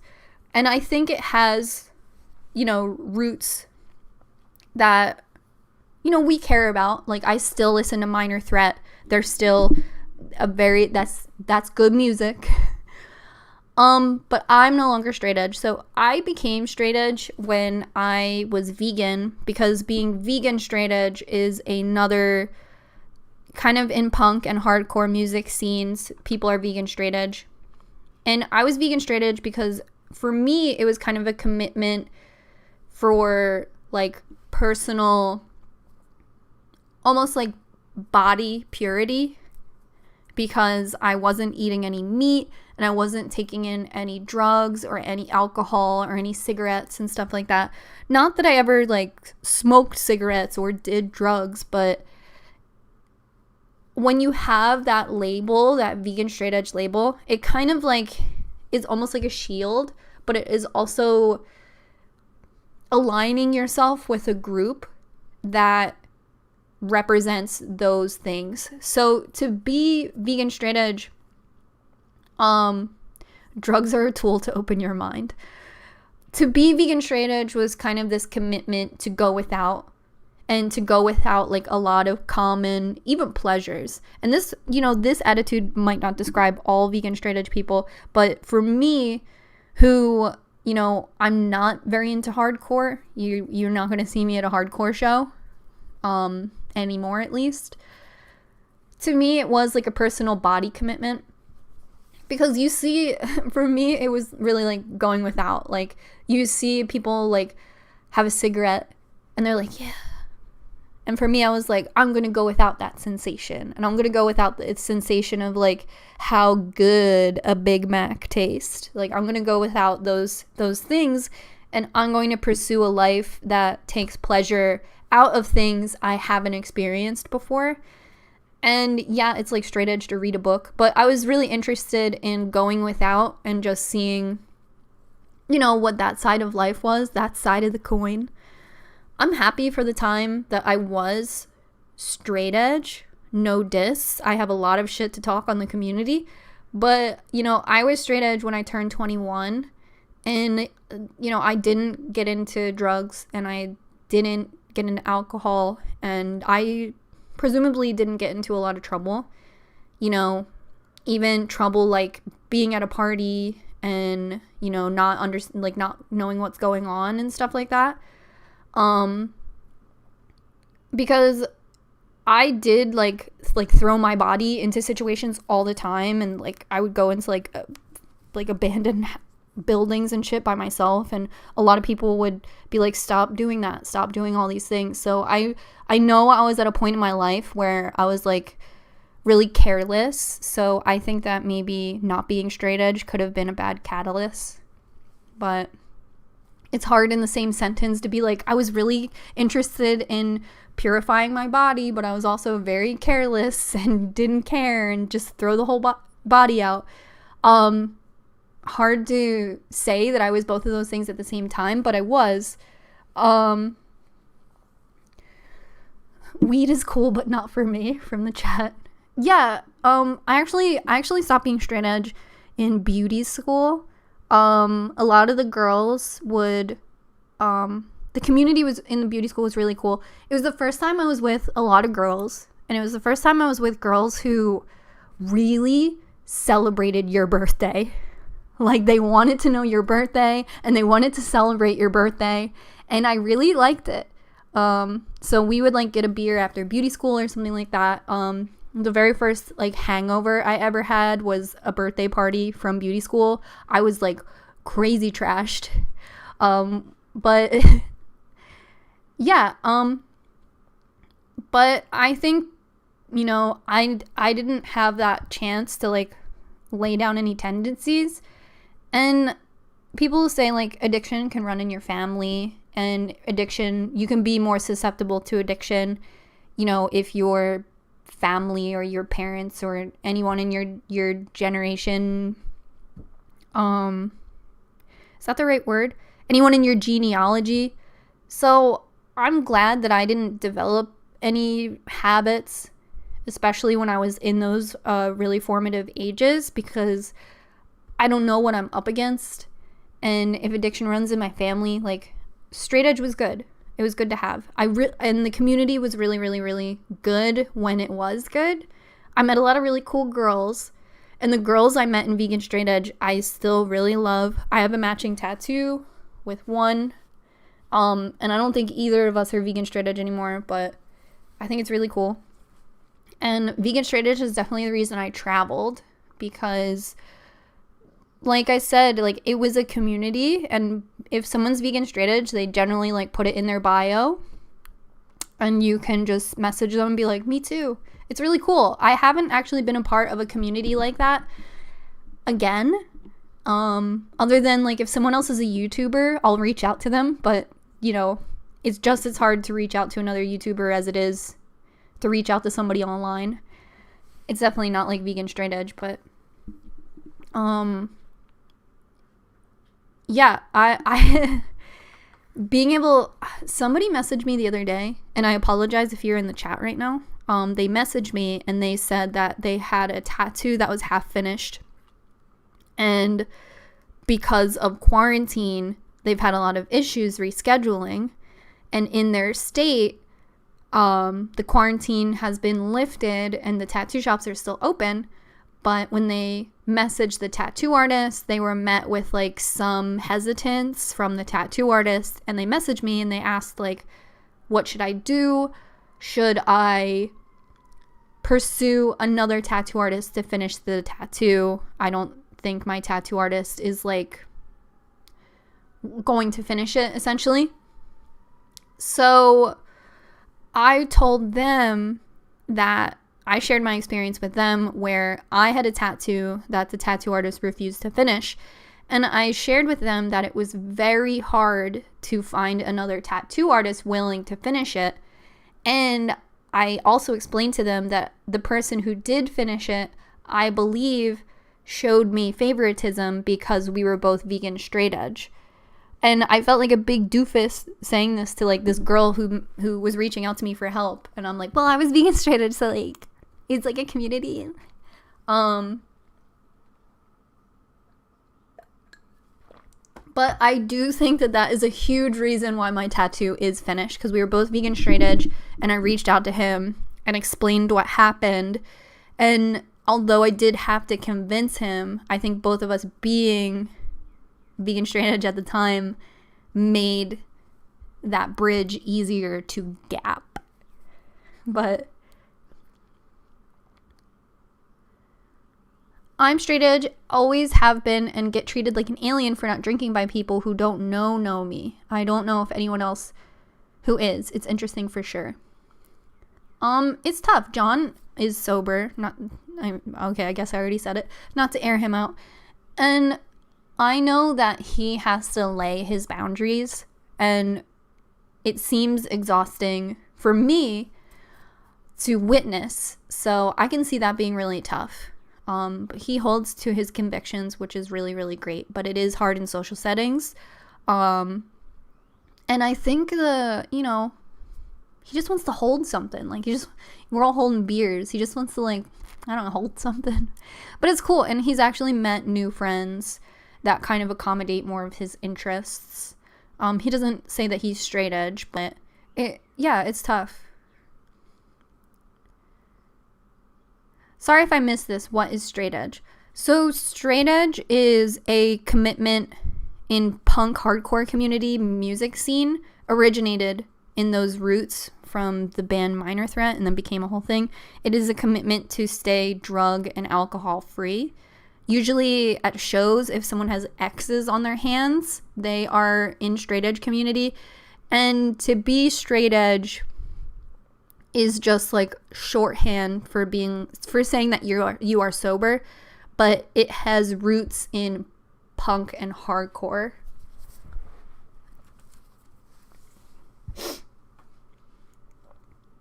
When I was in high school, I used to call myself straight edge, and I got made fun of because I was told that I was underage, but like everyone else was drinking, so I felt like it was valid. I think that a lot of straight edge people also don't smoke cigs, and I think there's statistics like if you start smoking when you're like 16, then you'll continue to smoke for the rest of your life or something like that. So always holding sodas. So I think that being straight edge when you're younger is valid.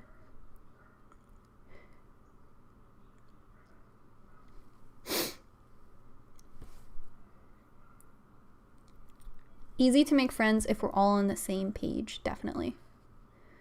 Does John mind that you drink or no? So he definitely doesn't mind.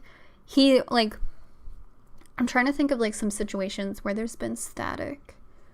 Cause I do adjust like my social behaviors to accommodate him in that way. Like, oh, okay. So there was this influencer party that I kept getting invited to these like Philadelphia influencer parties, and I think I did something wrong because I haven't been invited back to them. I was invited to like 3 in a row and then never again.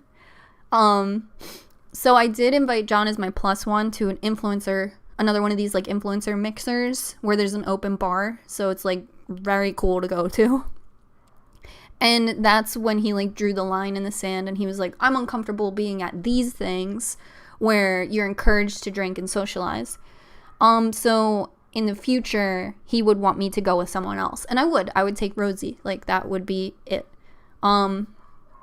So he's not a, like, doesn't feel weird about it at all. Like I got drunk on my neighbor's roof 2 nights ago, but, it is the social setting that is a little more uncomfortable for him, not me. But I'm like, I'll have like 2 beers with dinner. Or like if I edit all day and it's Friday, I'll like crack open a beer. But I don't really go to the bar. So unless I'm like with Rosie, even then we would be going for an event.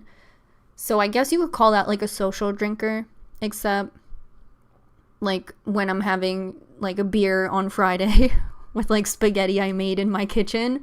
But he doesn't mind that behavior at all.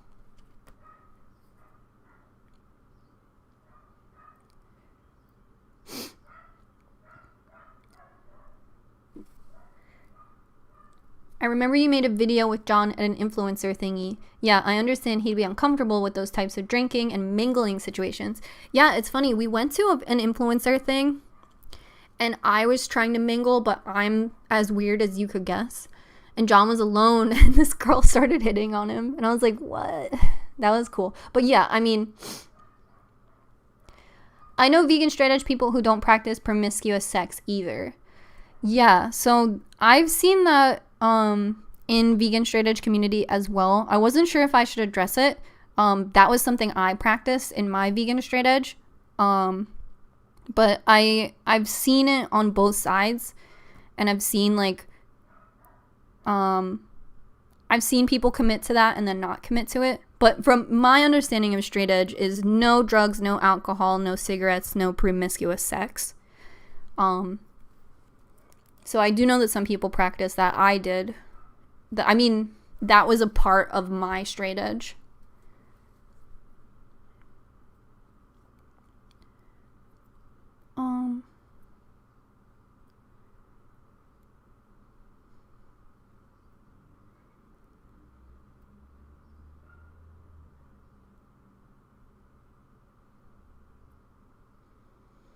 So glad I don't have tattoos on my body. My mom would not allow me to get one.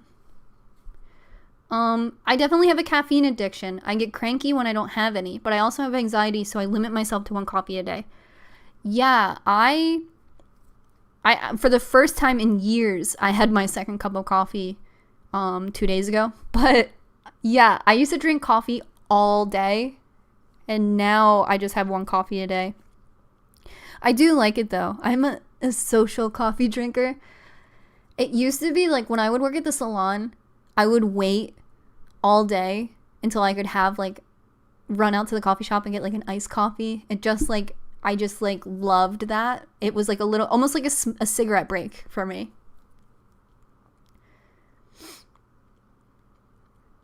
But yeah, I wake up and I make coffee, but it's also like a ritual. So I really like that. I like having like a little ritual in the morning, and I grind my own coffee now, and I use a pour over, and it's just like a really nice, there's like the aroma of the coffee. Watching Tokyo Ghoul, it's this anime that I was talking about earlier. In the anime, they drink a lot of coffee, and there is this emphasis, I feel like, in like Japanese animation on making food look really delicious in your animation. And seeing coffee like given this very special care in Tokyo Ghoul was so good. I felt bad watching it at like 10 o'clock at night because I was like, I want coffee now.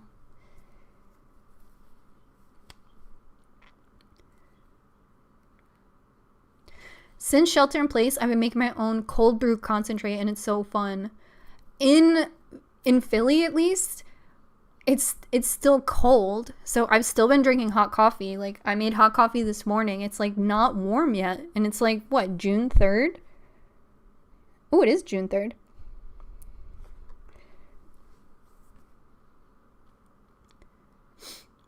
But I really like, there's these cold brew, like refrigerated cold brew things that you get at the grocery store from La Colombe. And I really like getting one of those and mixing it like 50-50 with milk and ice. Almost like an iced latte. Because I feel like the iced coffee from La Colombe is like strong like espresso. I love doing that.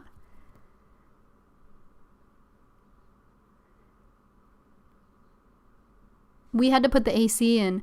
Yeah, so for the last like 3 years, I've installed the AC.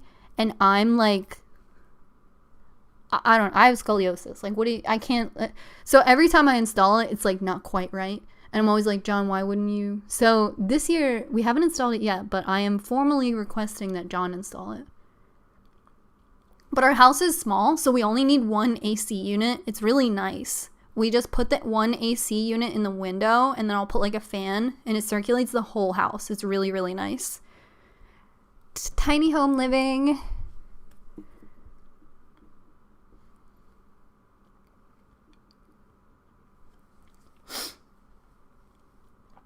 I started drinking coffee when I went to Colombia, and now I can only enjoy Colombian coffee. I'm screwed. Well, I think you would also like Ethiopian coffee if you really like Colombian coffee. And you can get Colombian coffee like well, I guess you might be talking about the style, but you can get Colombian coffee here.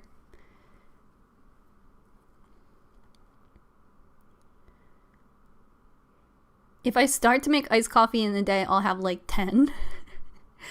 Yeah, that's what's dangerous about getting the cold brew concentrate from the grocery store. At least it's expensive. So I'm like, one. You can have one.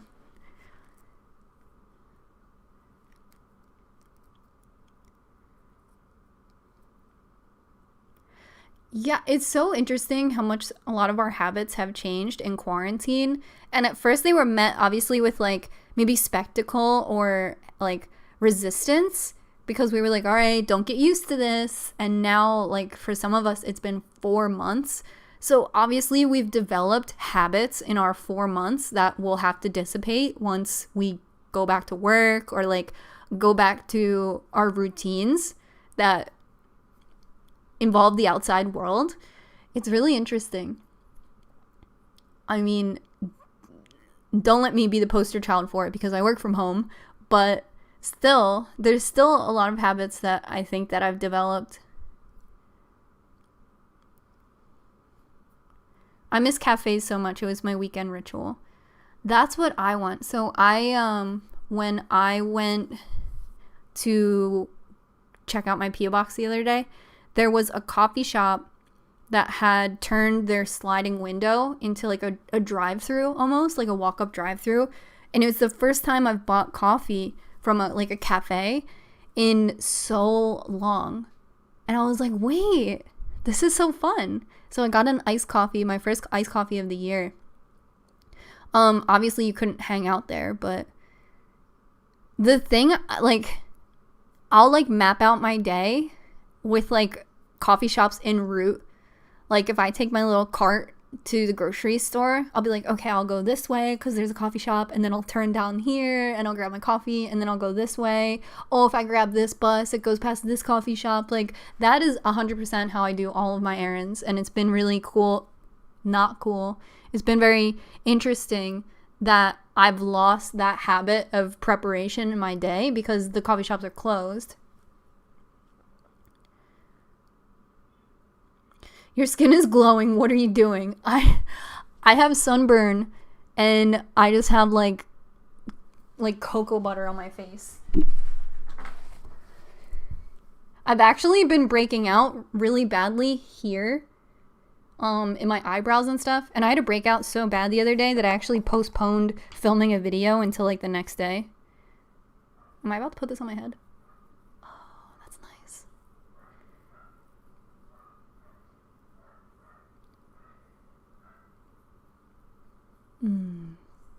Here we go.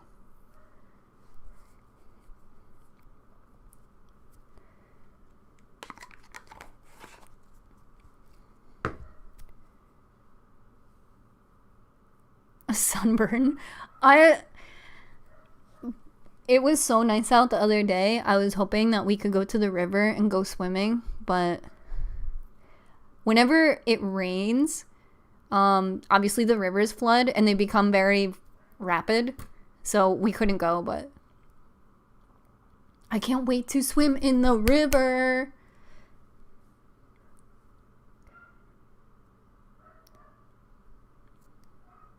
When a zit zaps your energy, I'm crying. Where did you get your cart? My friend Ryan actually gave it to me. He was a handyman for a bunch of, like, for a landlord who had a bunch of properties. And when tenants would move out, he called them tenant left behinds, TLBs. And he gave me the cart as a TLB. And it's really cool. It's like a small living cart. It's smaller than most carts, and it like folds up really compact and stays folded. I really love it and consider it a gift from his legacy. But I have a ton of like TLBs, I think. I don't know why. Oh, my planter holder downstairs is a tenant left behind.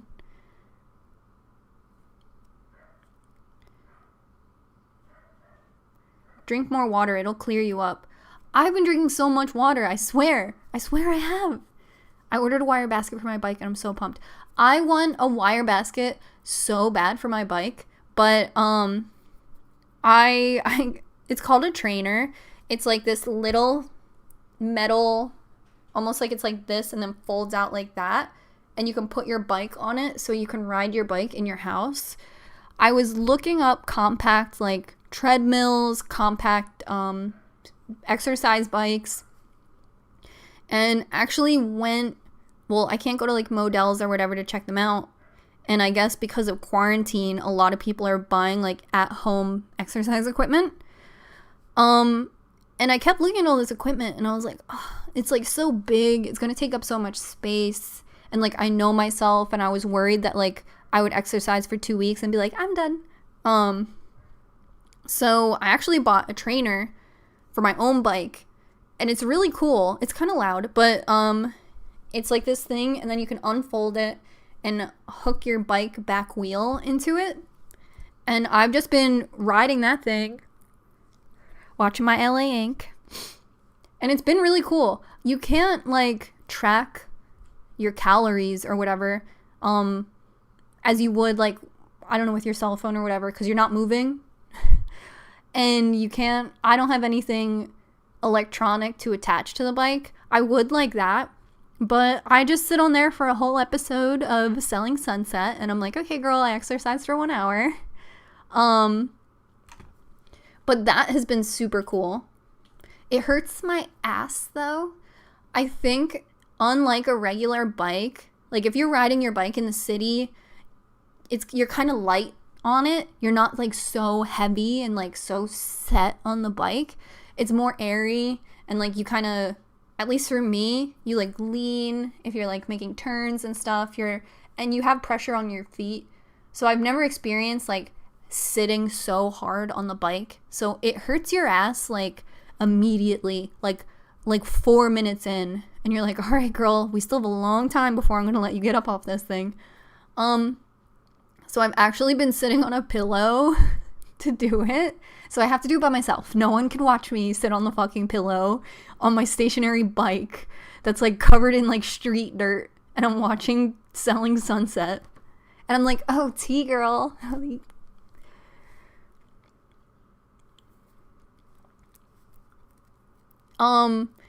But I am trying to like develop like a workout routine or like healthier habits. And then once I figure those out in a way that I feel is sustainable, reliable and that have actually shown me results, I am going to make a video.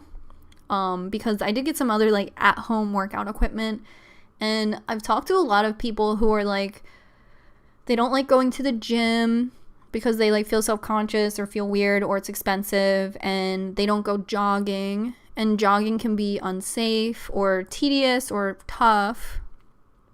And I was jogging for a little while and I kept getting really hurt. I did talk to somebody who said that I was running incorrectly, but then I'm like, oh my god, like I really can't do anything right. I can't run. So I think if I figure out ways that I see results to work out at home, I would love to share it with everybody.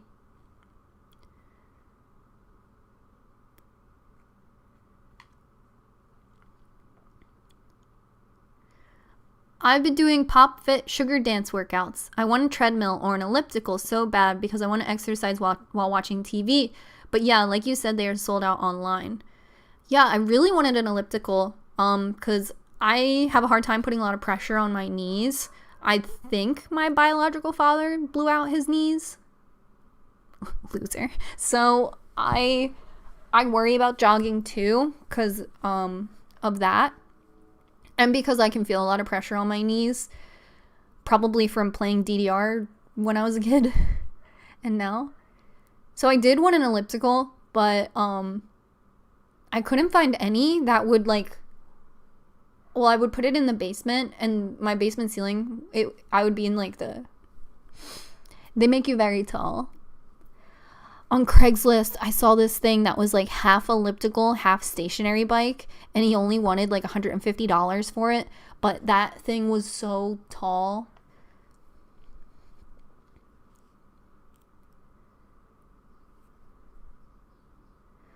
I have been decluttering a lot since quarantine. I could never be extreme like Rob Greenfield. He only owns 50 items that fit into a backpack. Sold car rides bike. Environmentalist. Sold his car, rides his bike, environmentalist. I have been thinking a lot. I actually deep cleaned my house last week, but I've been thinking a lot about tiny house living, and it's interesting because I'm watching all these people who live in tiny houses, and I'm like, oh my god, that's so great. Like, I could see myself doing that. I like that. I'm about that.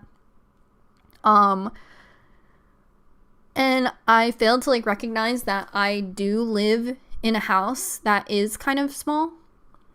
So with that like newfound energy, like, oh, don't watch these people with envy. Like, watch these people like in watch these people in what is it when someone has something in common with you?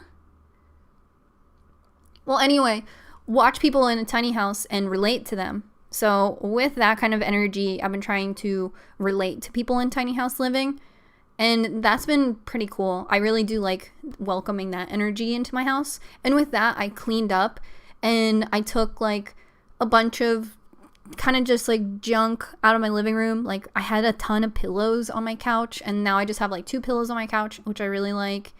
And like taking care of the things I already own. So like I took down all my curtains and washed them, and that's been really cool. I like welcoming that energy into my house. Get a metal DDR pad, a home version of the game. I was looking at home DDR pads like 2 nights ago on eBay. I'd have to set it up in my basement.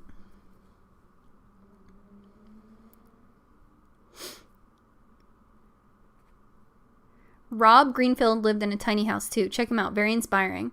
I keep up with like a lot of minimalists, especially on YouTube, and it's cool to keep that mindset. I have a lot of junk, but I do feel I'm trying to connect more with the things I have and take care of them, which is cool. It's like baby steps. Imagining my house as a tiny home and like taking special care of like every corner and crevice, and like paying attention to like not just buying a bunch of pillows because they're on sale and they're cute and they're aesthetic, but like being like, okay, like 2 pillows on my couch, one to like rest my head on and one that my cat likes, like stuff like that has been cool. I do like that. I want a tiny house, but it is really worth it. I live in a tiny house and feel like I accommodate a lot of junk. I think tiny house movement is like, I like the idea. So the tiny house movement are people who live in like basically trailers, and I'm watching it and I'm like, that's a trailer and I grew up in a trailer. And there's a show on Netflix called like Tiny House Nation that I don't like. But on YouTube, there is a YouTuber who I think his channel is like Life in a Tiny House, and that shit's good.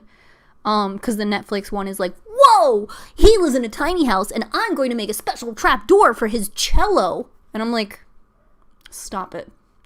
But Life in a Tiny House on YouTube is much more normal. There's no trap door and weird shit. I watched one where it was this couple downsizing, but they had like a ton of hobbies and shit like that, and I was worried that they were doing tiny house because it was trendy, because they seem like very trendy people. And they created this like mechanized floor panel that would rise up with a sewing machine in it so she could like make dresses. And I was like, why? I don't understand. So I stopped watching that show. Actually, I'll watch it and I'll fast forward till the end because I'm like, well. And they literally just moved into a trailer. I was like, that's a mobile home, miss. But there are some tiny homes that are almost like reminiscent of like sheds in that way, or like small cottages. And people can build them pretty inexpensively and then live in them mortgage free. And like mortgage free like gets me hot. But that's what I like the movement. I like that it's a lot of young people who are like counterculture. They don't want like a mortgage that's really expensive that makes them work all the time. My favorite tiny home was like this woman, I think in like her 40s, and she had just gotten a divorce. And she decided, like, I work all the time. I just got this freaking divorce. Like, ugh. So she got a tiny home, and I believe it was still kind of expensive, like $80,000 or $100,000. But she got all really nice fixtures, like granite countertops and like all tile. That's all really nice. But she said that since she wasn't paying her mortgage on like her $500,000 home in a city and started living in this tiny home, she was able to get a more quaint job. Like before, she was like this hustle and bustle ass bitch, and she was like, now I'm a teacher and I spend my time with children and I only work 4 days a week. And I was like, at what school, miss? Maybe she's a librarian or something. But that was really cool to me, because I'm personally someone who worked like 60 hours a week at like a piece of shit job, like at McDonald's. But like I can put myself in that mindset, and it's not very healthy. So it's cool to watch these people and experience it as counterculture movement.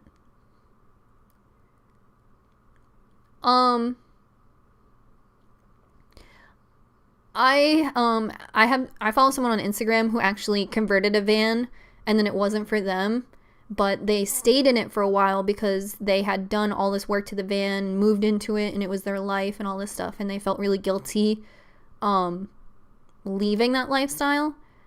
So I see both ends, and I actually think it's kind of brave that they were like, hey, I know that you see this tiny house that we live in and all these like really cool features and stuff like that, but actually we couldn't sustain it. I think about that because when I lived in my 1-bedroom apartment, I felt like the walls were closing in on me. So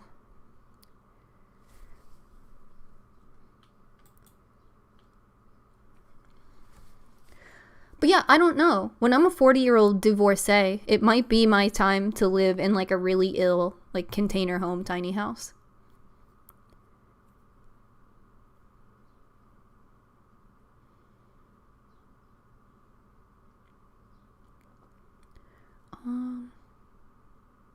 I thought I wanted a tiny house for a while, but I really want a tree house. I'm dead.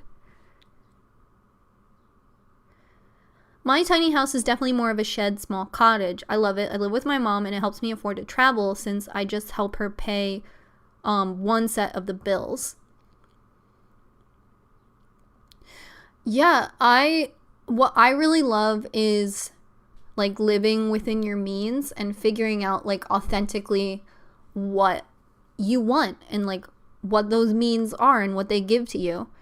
And that's something I'm really a big fan of. So like if you do live in a tiny home but it lets you not have to work like a 60-hour week, then I think that that's really cool. That's what I really like from it. I like the idea of a tiny house because it's actually attainable. Yeah, that's what I really like about it. There's this one tiny house I watched, and the dude was like really cool. But he built his own tiny house, and he would get things like his buddies gave him like a sink, and he used the sink that his friends gave him, and he built it. And I thought that was so cool. But it did remind me of like our story. Does van living appeal to you? I don't know. I would have to change my life a lot to live in a van, and I think I would have to be like single or by myself. I don't think I could share a really small space with somebody else. I'm not organized enough for a tiny house. What I see is like I think tiny house living, you really have to have a great understanding of who you are and what your needs are. It's kind of crazy that all these tiny houses have to be in like the middle of nowhere, because I think the best way to live in a tiny house would be in a major city, because then you have all of these other like municipalities to help you out, and you have that larger community, and you have all of these things that are built to suit a large community. But then you see these tiny houses like off the side of a cliff, and you're like, oh, I don't know if I can move to like rural Holland. I might need like a gym to go to or like a place to eat at. But from what I understand, like a lot of the people who live in tiny homes like are very confident in who they are. They're usually like they're like, I'm an artist, so I made this little space for my art. But I'm like, I have so many hobbies and like so many interests, and I also have a like I'll get into something for just like 5 days and I'm like, okay, I'm good. So I would definitely need to do like a lot more soul searching and really like tamp down who I am as a person to figure out what my needs would be. Oh, hey Anastasia. Hey Amanda, caught you live for the first time ever by chance. It's been a while. Hope you and John are doing good. Give all the kitties boops for me. I hope you're doing good too. I know that you moved. I hope that everything is really cool and that you're settling down well. And we definitely miss you. We have a new Bronco. It's so cool. Definitely huge, up your alley. Watching on lunch break, woohoo.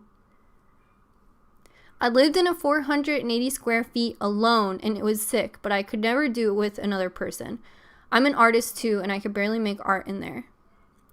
Yeah, I think whenever I see the tiny homes and they have like children, I'm always like, ooh, I don't know about that. Last summer, my friend was living in this big studio artist loft, and TMI, I think it was like illegal to live in there, but most artists do. And he was living in this artist loft, and it was so cool. And I kept like, the whole time we were visiting him, I kept like, as you do, like imagining if it was your situation and you were living there. And it was just this tiny art space, but then it led to a hallway, and down the hallway was like a bathroom and shower that many people could use, and like a kitchenette and stuff that many people could use, with like a microwave and a fridge and stuff, and you label it and whatever. And then you go back to your little area, your loft. And it was so cool because to have your own kitchen that you don't use too often, depending on your lifestyle. I like to cook, but not everybody does. Or some people enjoy a simple meal that doesn't require much prep. So I think making those living arrangements more normal, I think would be really beneficial. Not to say I'm passionate about this, but the most in-demand living situation is just a single dwelling, a single person dwelling, but most houses on real estate market are 3 bedrooms. So even if you wanted to own property or break into the real estate market, there's not many options for you unless you are married with kids. Because then why would you have this 3-bedroom house? You don't need it. Like, even in my neighborhood, the houses for sale, I guess the price would accommodate a single person, but it's too much. So that's why tiny house living also appeals to me, because it's the only market for just one person living. And that is the most in-demand demographic. Like, imagine just one woman living in like a 6-bedroom house. It makes no sense, but, you know, through whatever circumstance she has this 6-bedroom house, you're like, well, what the fuck? That's why, like, hanging out with my friend in his like artist loft, it's kind of crazy that it was illegal that everyone was living that way. Like, it's illegally, it has to be zoned to be a dwelling, and in that setup was illegal. But really, I stayed at that like hotel that there were 3 bathrooms on the floor, and you would leave your hotel room and use one of the bathrooms. And I was like, this is kind of fine to me, you know? Like, we are not so alien as people that could be potentially disgusting, you know what I mean? Like, that should be more reasonable. The plan should be, you know, how can people save money and still live in a way where they are with community? And staying in that hotel, I actually really liked it. And if it wasn't global pandemic, I would make an excuse to go to New York just to be there. It was actually quite a relief to have a hotel room last time I was in New York. So I didn't have all my shit on my person. I felt like a much more relief knowing that there was a place to rest my head. So it's interesting to me, like, my friend who lived in the artist loft, the whole time I was there, I was like daydreaming about like, what if this was my situation? I kind of really like it. You know, you could run into somebody at the kitchenette, or, you know, wait in line for the shower. And like, that's kind of fun to me.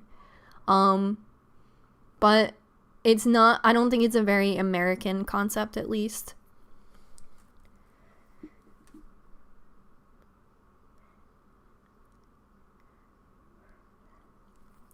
Like, could you imagine having your young, regular age teen in a tiny house? Those kids need space. And honestly, as parents, how do you find space to do couple things?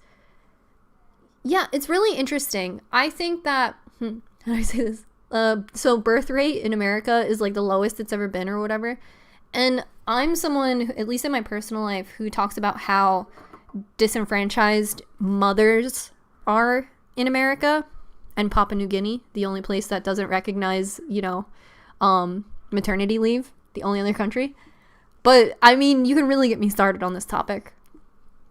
But, you know, birth rate is down, and there hasn't been new policies to uplift families and mothers. So, the only thing we can do as a population is adjust and be like, well, you know, I'm not going to be supported as a mother socially, so maybe I should reconsider being a mother. And tiny house, I feel like, is an option for somebody who has decided that they aren't going to have a family, or at least have a baby.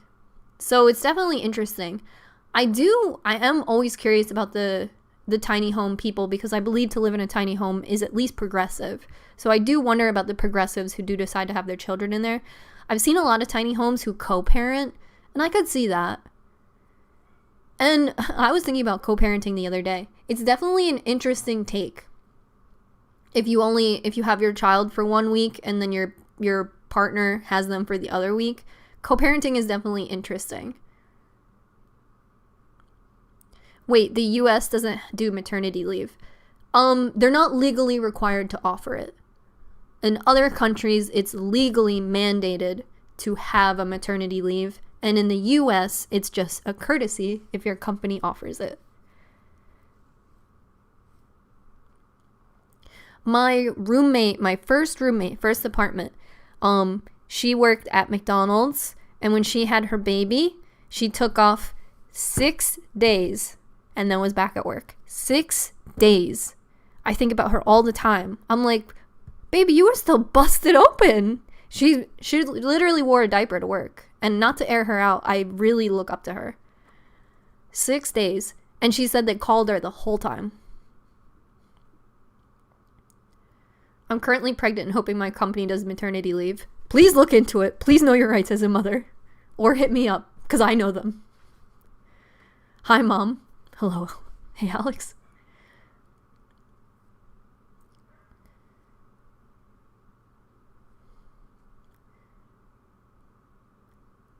Would you ever talk about your bunny tattoo? I love it so much. Is there a story behind it?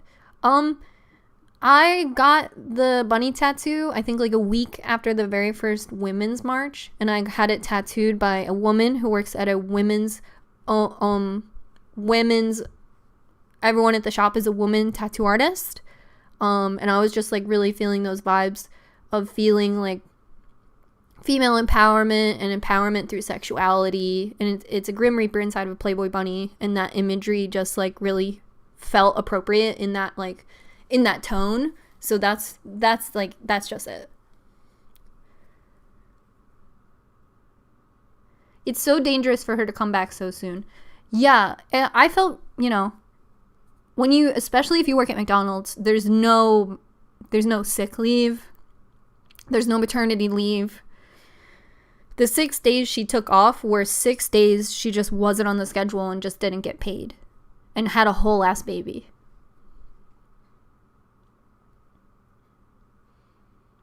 Really hope you have a great day. I'm heading out. Thank you for live streaming. Thanks for being here. I know you were here since the beginning. That's really cool.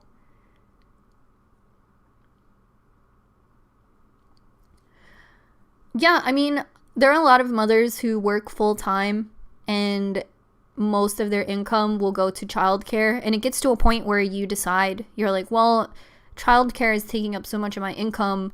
I'm barely making any of that income by going to work. So then you decide to just take care of your child. And you still need help. You still at least need a partner or living with your family to make that decision. Any tips on how to make holes in a shirt? Real question. I don't know. All the holes in this shirt are because this shirt is like 15 years old.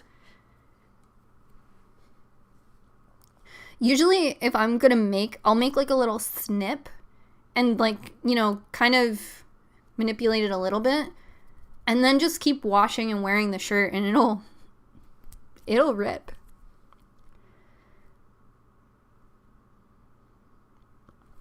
I work with kids and adore them, but this world has me thinking twice about having my own. Hearing about this stuff and how it works in the USA is wild. Yeah, I mean, I personally think that I would have a really hard time raising a family because of those things, and you would need a lot of support to work outside of those systems. Like a lot of support. I don't know. It's definitely really tough. And it is worth it to consider. Like there's going to be pressure on you to have a family and start a family, but there have been people always who have decided not to, and I do think that is a valid option to consider and live within.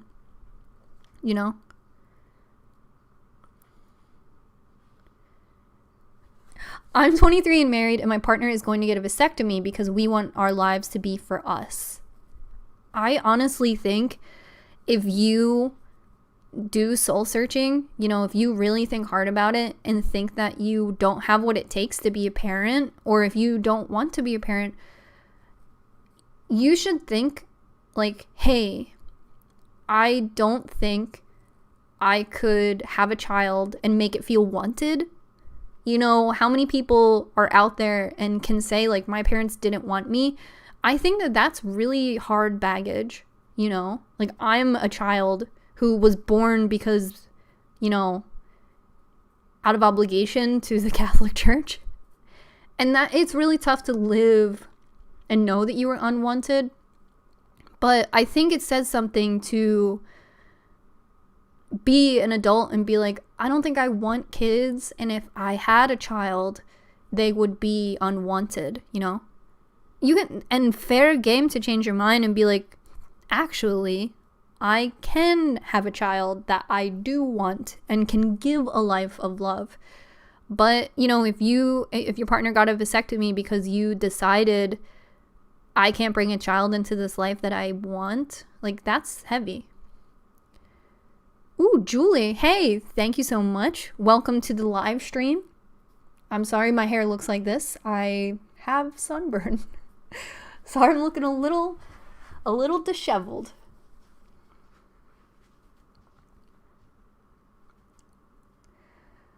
I just signed my first apartment lease with my partner. And the first question, older cousin asked me, so you all done doing the marriage thing? And I'm like, let me move in with them first, please.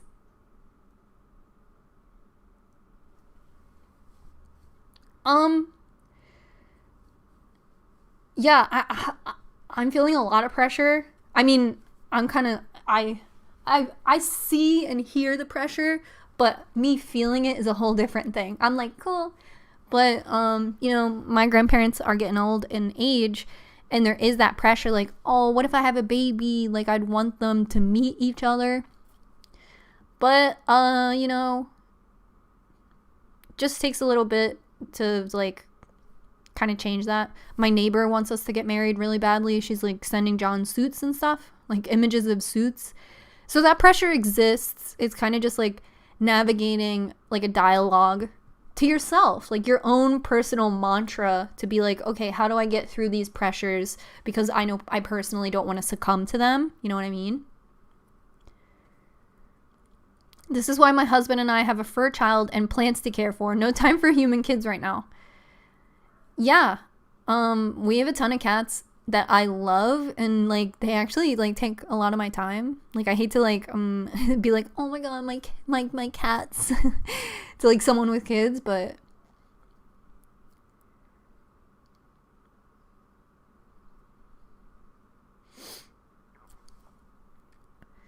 my parents are old and I feel that pressure and guilt about possibly not marrying my partner in time for them to be there. I feel that way too. I think it's one thing that helps me at least is thinking about non-traditional approaches to family and marriage and things like that. And you know, you and your partner can decide to elope privately, and you could do that with all your family's members alive. You know what I mean? So I think that pressure to have that traditional marriage is tough. Like, one of the things that looms over me so much is that my grandma, like when she was married, she got ready for her wedding in her childhood bedroom.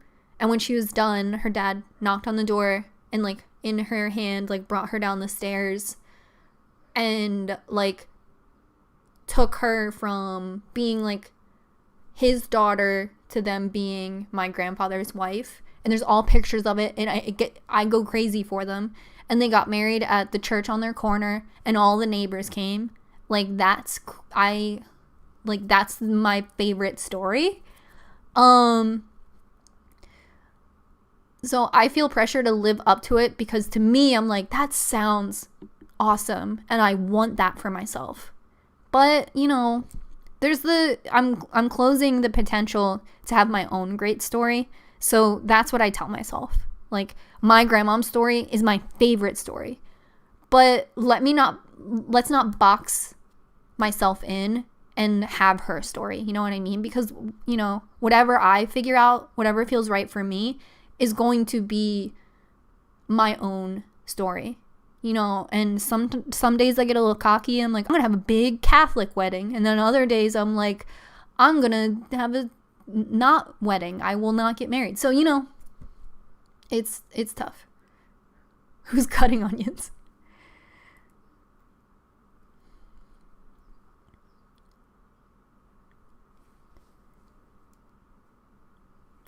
I think we all want kids, but we don't want to bring them up struggling, so we say no kids. Yeah, I don't know. I don't know.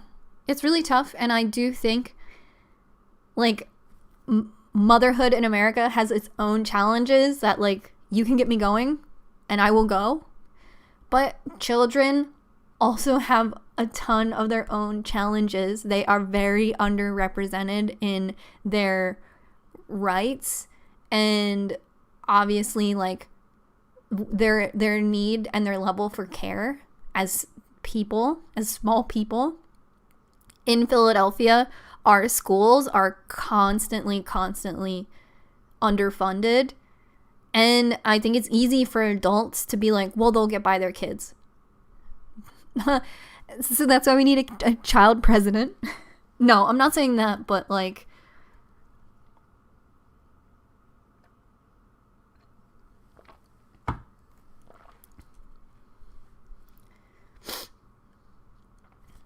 my fiance and I are going to elope. So elope just means like you go off on vacation and get married and then come back, right? I want to make sure I used it in its right context when I said it earlier.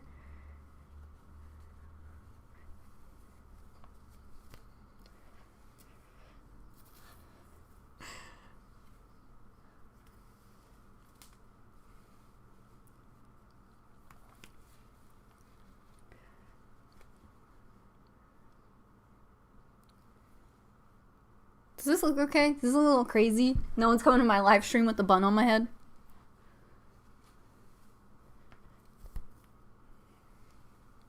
I actually had a coworker who was planning her marriage, and it got so stressful that she literally just was like, fuck it, and had it at the courthouse. So, I don't know. And her stress from her wedding, one, stressed me out because when people are upset near me, I absorb their feelings. But two, her partner didn't help. And the whole time I was like, throw the whole man out. Hey, Kurt Benning. Whoa, I didn't know you could add a little... what is that, a GIF? I didn't know you could add that to Super Chats. It's a pair. You know, I haven't been on Twitter this whole time, and it feels very good.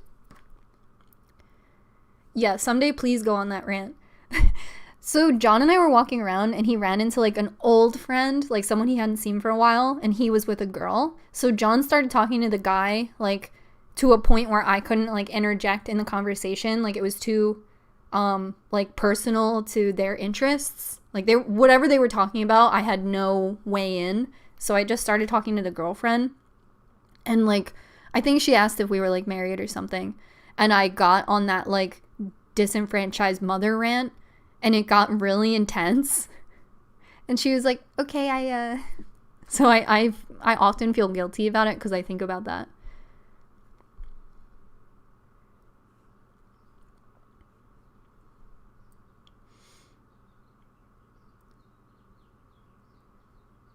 I was the maid of honor for my close cousin, and while I love her dearly, it was the worst experience of my life.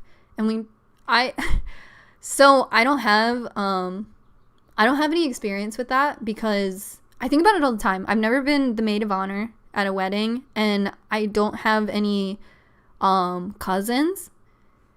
So I've never been a part of this big wedding. So sometimes there's pressure to like have my own big wedding because it'll be the first big one I ever attend. But I actually am very unfamiliar with the traditions of marriage because of that.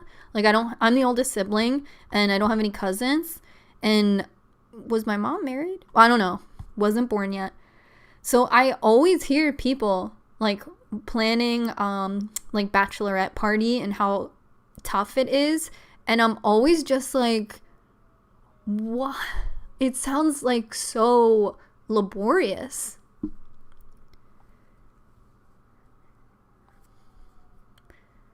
Kelly Craig? Is that how you say that? Kelly?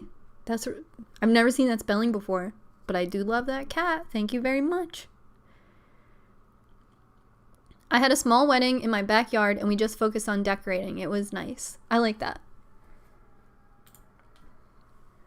I hate the big wedding shit because it's so capitalistic. Like, it's the $1 industry that makes you want to do what everyone else does. But also, I love Sparkle Party. Do you see my problem? Same problem, same problem.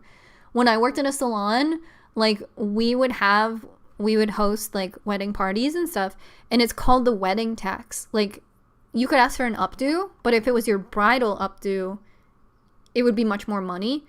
As a, like, from the hairstylist perspective, I see that. Unless it was my friend, I would charge more if it was for a wedding, because also, like, there's that added anxiety because you're doing a bride, and that's a lot of pressure.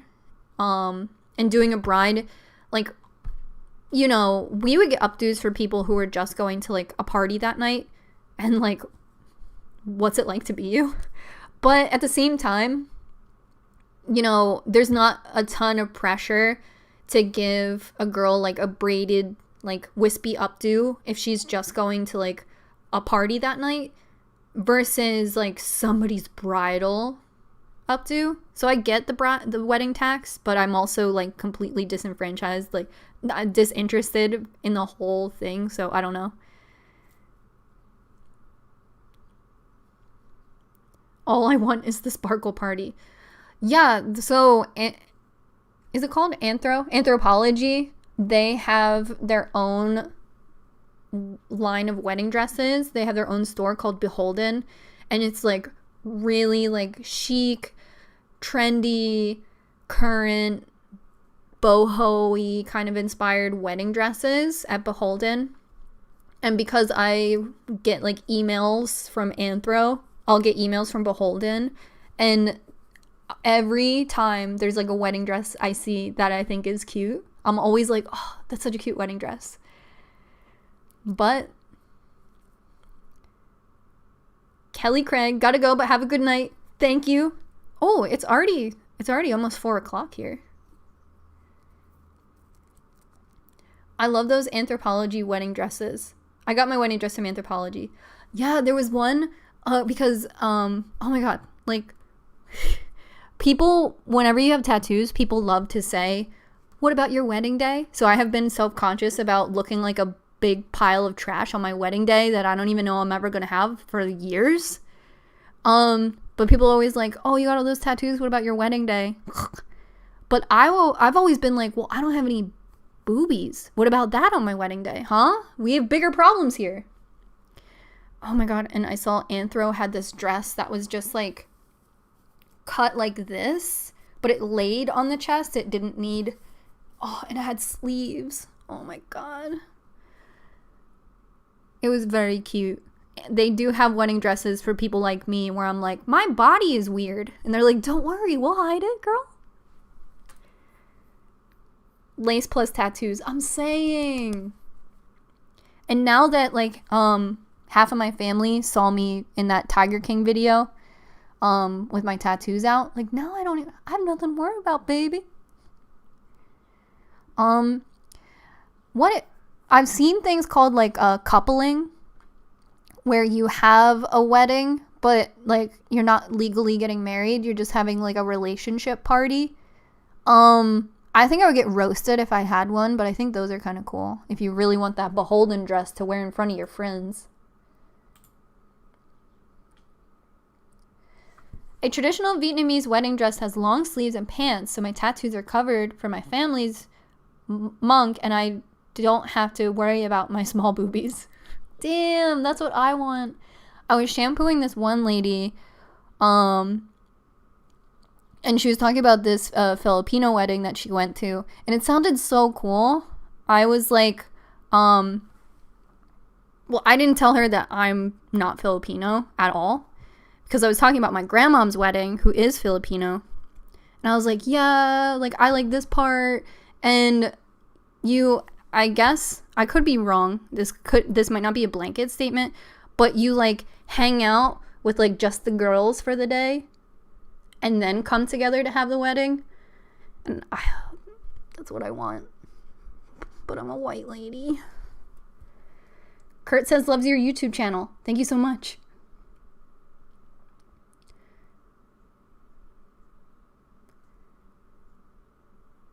The process of trying on dresses was actually disappointing and I hated it. It was frustrating. Yeah, I wanted to start watching Say Yes to the Dress because everyone was talking about how good of a show that was, but I don't know. I've seen people react to it. I can't even imagine myself trying on dresses. Because I like, if I try on something, I like put it back. I like don't even hang it on the rack. I'm like, I don't want to bother anybody.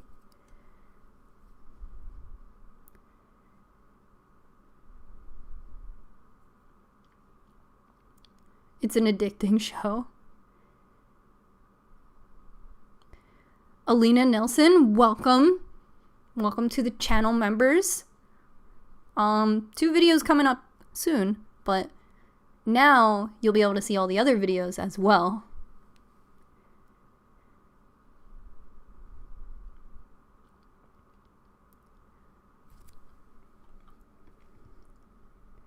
I have decided to make my own wedding dress. Been sewing clothes for 20 years and I'm determined to make my own. Also to hide my tattoos from my conservative grandparents. Yeah, I think it's really special that you can make your own dress. And I do worry about, I would hate for like, I'm like in support if you want to cover your tattoos for your wedding day, because I wouldn't want them to like rob your special day. Like, I wouldn't want them to garner more attention than you. You know what I mean? And if you have family at your wedding who like you're not super close to, like your cousins or something, who might not know that like you have all these tattoos, especially like if you only get together for Thanksgiving, you're pretty covered, right? So then it's your wedding day and they're like, damn, she's tatted up. And I want to be like, this is between God and I right now, so if you want to change the subject.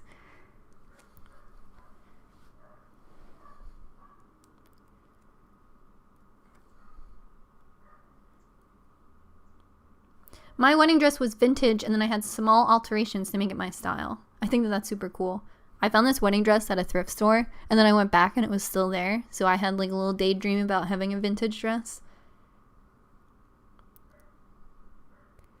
I started watching Selling Sunset and that girl's BF is really named Romaine, like the lettuce. Before COVID, I was in the process of starting an anime club at my local library, and now I just want to have a Selling Sunset club because it's my favorite show.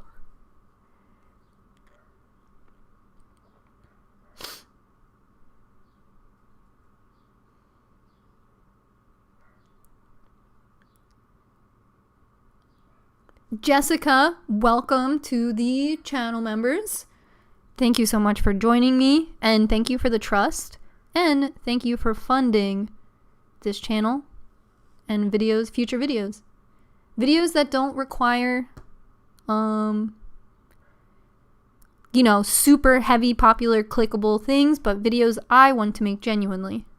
That's what's so important about channel members, so thank you. What is Selling Sunset? Selling Sunset, oh, God, I love it. I made like a fake video about Selling Sunset because I just wanted to write an essay on it. So I am prepared to tell you right now. Selling Sunset is a Netflix original reality TV show that follows a real estate agency based in Hollywood, California, and they sell huge properties to very affluent people, and the commissions on these properties are hundreds of thousands of dollars. So all the real estate agents all wear like Balenciaga to work, and it's fucking great and I love it.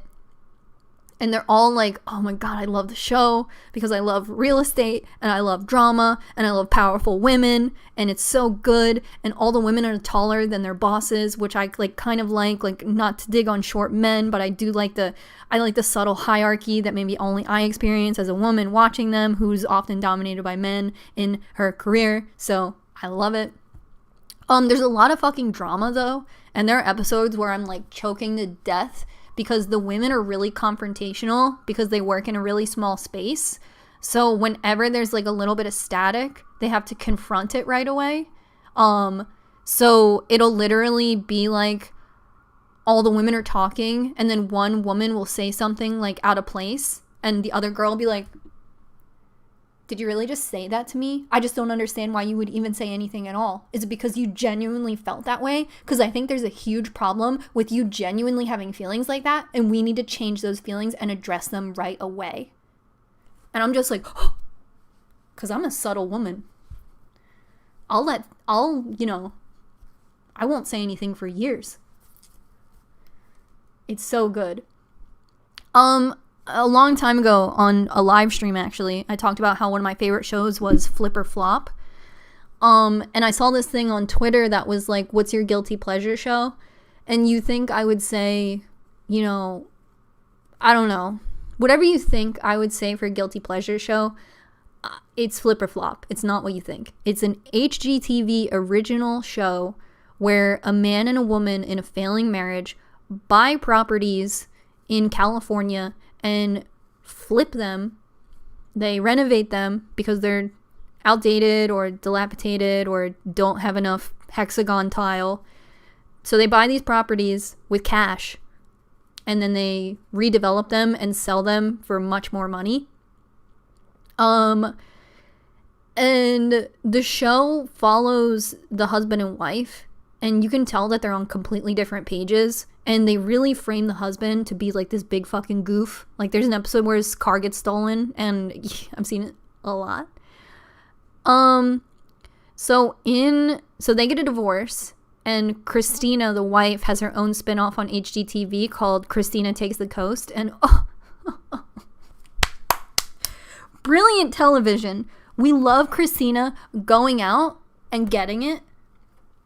And her husband, whose name is Torek, I just started a podcast. Like, he has his own fucking but apparently their divorce has been in the works for a while. So the later seasons of Flip or Flop, they're actually divorced. They're just like making it work. So Christina Takes the Coast is her own spinoff. On Selling Sunset, the Netflix show, one of the like boss real estate agents starts dating Torek, and when I tell you, it's so good. It's so good. He must be like under contract or something, because they don't show him in the show at all. And like, I think there's a part where she's like on the phone, and usually with reality TV, they put people on speaker. I think contractually he's not allowed on the show. Oh, but it's so... And then when the show started airing, Christina, I follow her on Instagram. And if you ever see me commenting on Christina's Instagram, mind your own business. Because sometimes I'm commenting and I'm like, yes, queen, pack your kids to lunch, queen. Just keep it walking.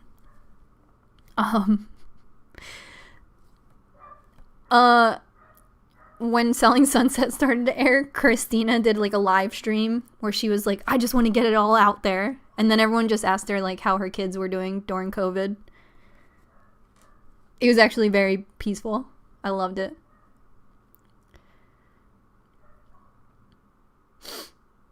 I love home improvement reality shows. I do. I love it.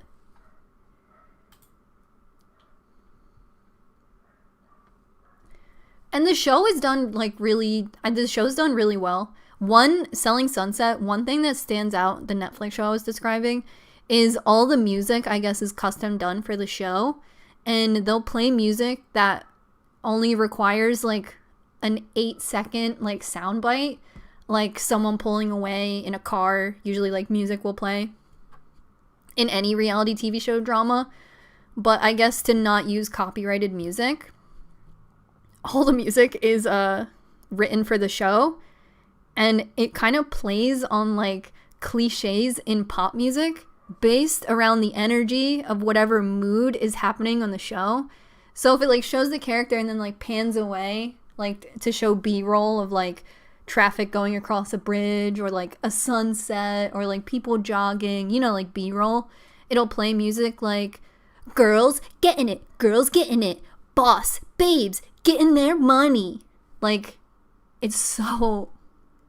I hate to draw your attention to it because now you'll really notice it, but it's sweet delicious cherry on top.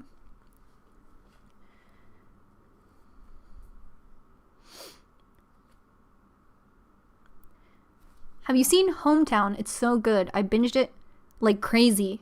Cute couple in South fix up old historic homes. Oh, I've never seen that. I must see it. Bye, Elizabeth. Gotta go. Have another class. Thank you so much for the live stream. Thank you.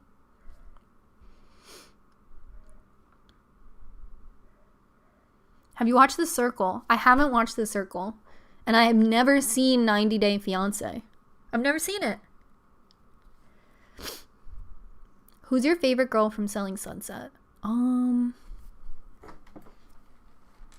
What if I told you not Chrishell? Let me see. What's everybody's name? Everyone has kind of the same name, so I just don't want to get it wrong. I think you know who my favorite is, though.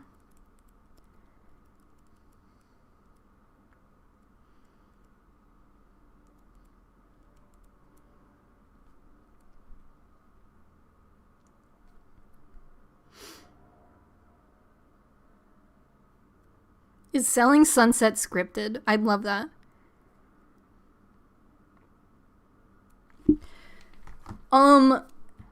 I mean, Maya is my favorite character, but she's like an unproblematic. She's like who I'd want to be. Like, Maya's the cool one. But then, like, who I love to see. Is her name just like Christina? Like, what is her name?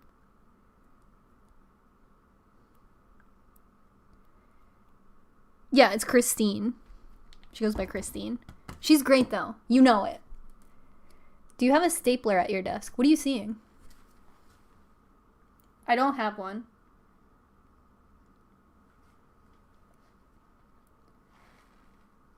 Although, how far... Yeah, I have a foiling comb. We stand Christine, the perfect likable villain. Honestly, I love it.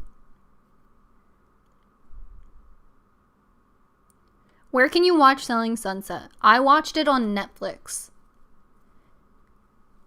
It's like eight episodes in a season, and there's 2 seasons now. Season 3 drops in August.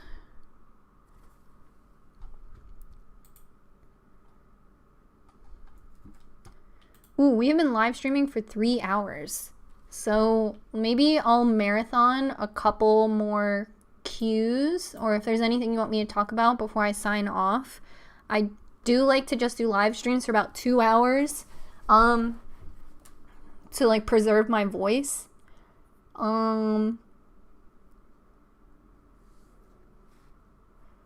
What's tea?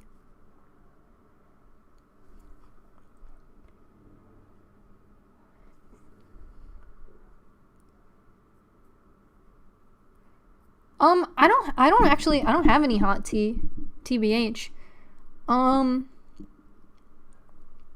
I think my new video that is coming out when I decide to put it out there, I don't think that has tea, but I think it'll be a lot of fun. I'm really excited to put that out. I think all of us will receive it well, which is good. I like to have confidence in the videos I post. Sometimes when I'm posting things that are just like, I don't know, like, oh, okay, I'll just make this video. Like, I don't stand by... I stand by the videos I make, but I have a lot of confidence in the video I'm going to make because, I decided to make it, which is cool. Like, my couponing video. I was like, I don't know if anybody cares, but I had a lot of fun making that. Look at the sunburn on the back of my hands.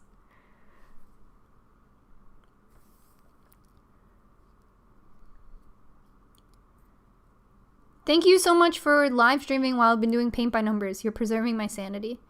Yeah, I love, while it is my own idea to not post right now while I am observing, like, social media, like, while I am trying to minimize my voice to amplify other people on social, so messages that need to be seen can be seen with ease right now. Although that is my own organic choice and intention, I am glad to come on to live stream today, at least to talk to you guys and see how everyone's been. And I do miss it. Like, I don't personally like taking a week off of YouTube, and I don't do it with the intention of just like sitting down and being like, I am off for the week. Like, that's never it. The video I'm working on right now took so much prep and like so many hours of research. And I say research, but like I do mean research, but I also take risks when I make videos like that require that much like behind the scenes, because taking a week off YouTube, it doesn't feel good and I don't like it. And now this week, so coming on the live stream to talk to you guys it's really nice.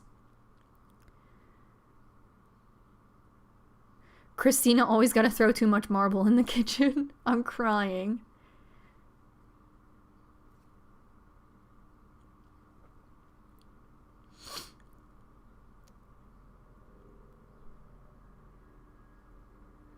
I've been resting on my bed and then on the sofa for the whole streaming. I love it. Yeah, when I go downstairs, I'm gonna make myself a nice snack. I don't know of what though. I think I have Boca chicken patties in my freezer. Your live stream is great. It's nice to have these little chats where we can sort of have an emotional break. Obviously, as someone who isn't Black, I have the privilege of this emotional break, but thank you. Exactly. I feel the same way. You know, I don't even feel comfortable like coming on here and like laughing and like being like, haha, fuck, Christina takes the coast, bleh. Like, there's always this debate that like entertainers continue to entertain, and while we, you know, can feel overwhelmed and it's like, oh well, I as an entertainer can still offer you relief. That's always kind of been a discussion, especially in these channels like as YouTubers and stuff, because you know, The View was on TV and will always be on TV. And I've been watching local news lately, so I'm also digesting television content. Like, that television content doesn't go on pause unless it's Nickelodeon.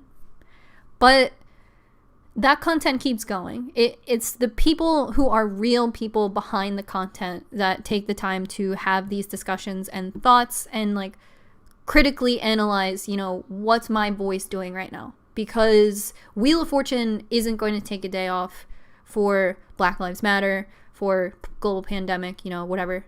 But at least I can feel like as a person, I can at least sit down and have those thoughts.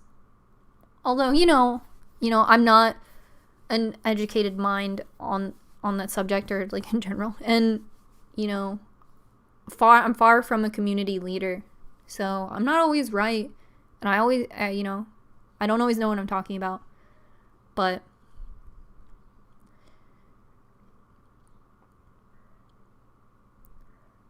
this needs to be an ongoing fight, and that means a moment of rest. Obviously, I'm privileged to do so, but I think taking care of ourselves is important to be strong and keep fighting. Yes, today, you know, Philadelphia did take a breath. It rained, and although I haven't been on my phone to see like what is the latest, I did think it was an appropriate time to check in, you know, and check in with other people and see what other people are doing and feeling.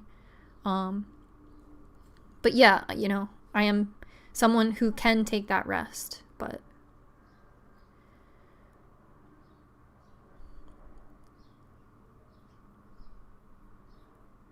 I love your live streams and that we get to connect and chat with you. Thanks for coming online during this difficult time. Thank you for receiving me. Definitely, you know.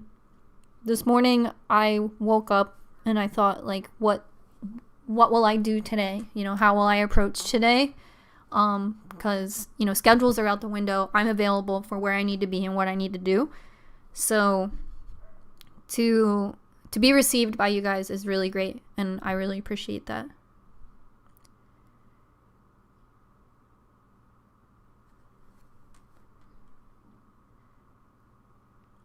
I think it's important for people to have moments of normalcy while we fight this fight. We don't want people to burn out and drop the activism next week. Yes, I think, the slow burn. We reserve energy to keep going,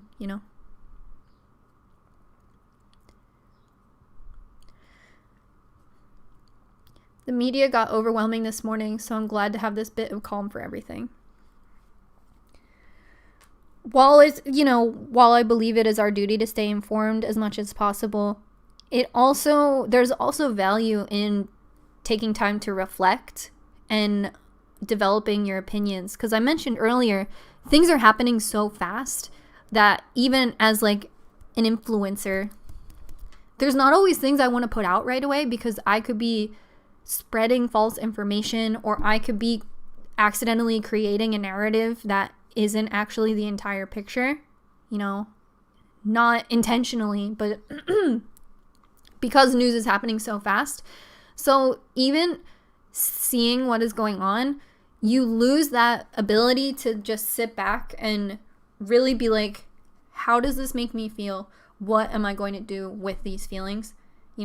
So having moments to let the brain, I don't fucking know, but having moments to like, I believe in my own personal journey, when I can think about things by myself, I'm better in touch with how I feel, because we do absorb other people's opinions sometimes unintentionally. We're all online, and sometimes we really lose that grasp on like what our organic thoughts are,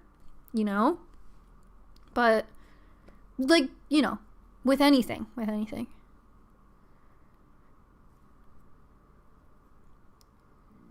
I think it would be cool if you did a 24-hour stream to raise money for an organization you stand for. I think that would be really great too. I do wonder if I could stream for 24 hours. Is John going to stream with you soon? He prefers a quiet life. I think you're onto something. I hadn't given myself a break and my head was throbbing for 3 days. Yeah, last night, the peaceful protest, like 100%, it was peaceful the whole time. That was so, so nice. It was so relieving. Because, yeah, you feel this energy and you're in your house and you're just fucking screaming. So it's really important to recharge. Thanks for the stream. Bye. I love it.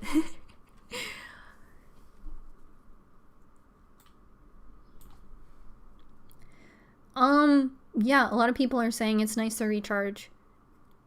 I'm definitely, I had the thought maybe I could talk to other creators and just see what is going on.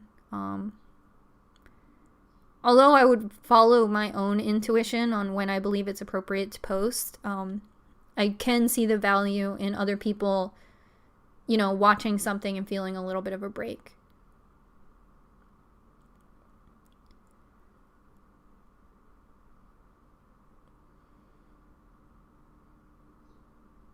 A brain break. I love that. Silence is violence isn't saying not to process itself. It's saying to speak up when you're able to, and if you're doing nothing, you're complicit with racism. Yeah, I think, silence equals violence. It can be tough for somebody who is unfamiliar to like comprehend for the very first time, so I think it does help to explain that a little bit.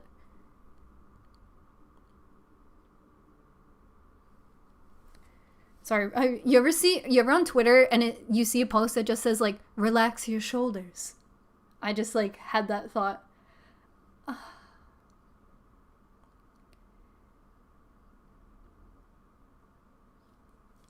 I'm glad that you're careful about what you post. It's immense pressure with a following to know what to do or say, and difficult with the internet and all of its opinions. Thank you. It's like it's kind of a relief to hear that, because I do feel a lot of guilt that I'm not doing more or not doing enough, or feel like I'm doing the bare minimum, and I don't want to feel that way. And although like I have this conversation with other people because I'm actively trying to figure out what to do, and what I can do, it is really tough to navigate.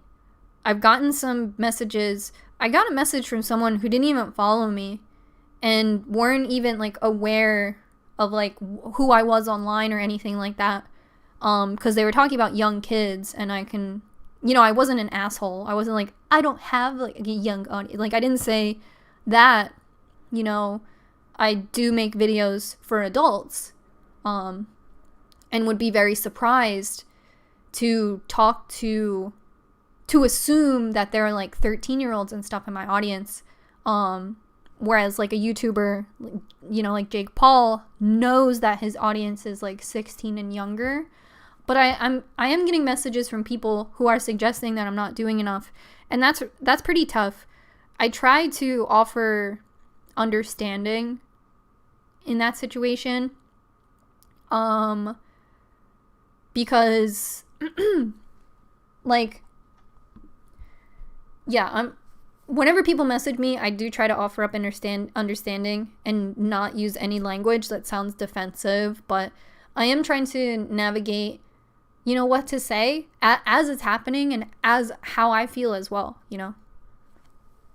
It is all coming from me. It's not a group of people who run my Instagram and my social presence. Like, it is me, and like how I feel and how I'm like comprehending and understanding everything that's happening. And I might not be able to stand up to this pressure or like perform as an educated mind, and not be able to perform as a leader, which is why you'll see things like, don't take your politics from Justin Bieber. Like, I think that's harsh. I think people say that to be mean, but at the same time, I do hope that people who are much more versed in this, I would rather amplify their message than be like, well, Qcknd said. So it's tough. I don't know.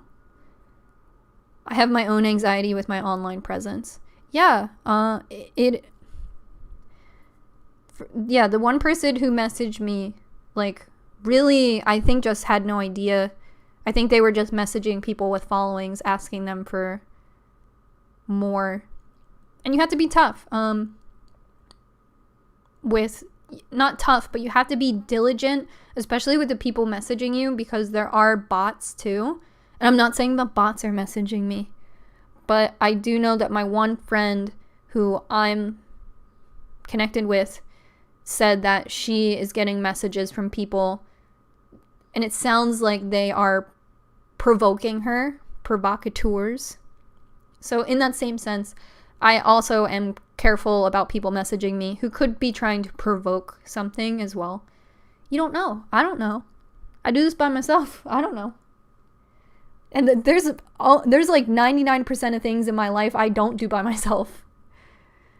So I get scared.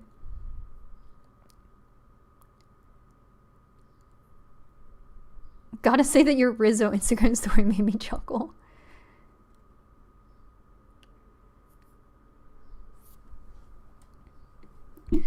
But yeah,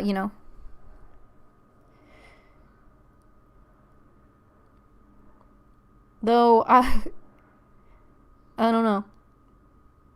Crazy to think any of us are even in this position at all.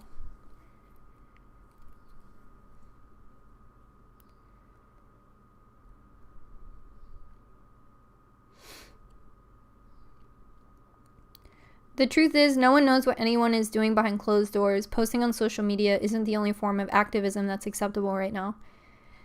Yeah, and I do feel like a pressure to perform. But I've said earlier in the stream, I'm not always super comfortable posting where I am, especially like if I'm involved in a protest. And the internet, for years, every year, we battle with this like don't show your personal information, don't let your username be your real name, don't show your address, don't take pictures on vacation, blah blah blah blah blah. Like that dialogue continues, and then it also like equally erodes because people also overshare and put out private information, and then, you know, people stalk them and stuff in real life. So that information is always out there. So by telling people where I am and telling people I'm at a protest and photographing other people who are at a protest who may have done their best to keep their presence secret, they could be protesting, you know, and maybe their parents are against it and they're doing it anyway or something like that.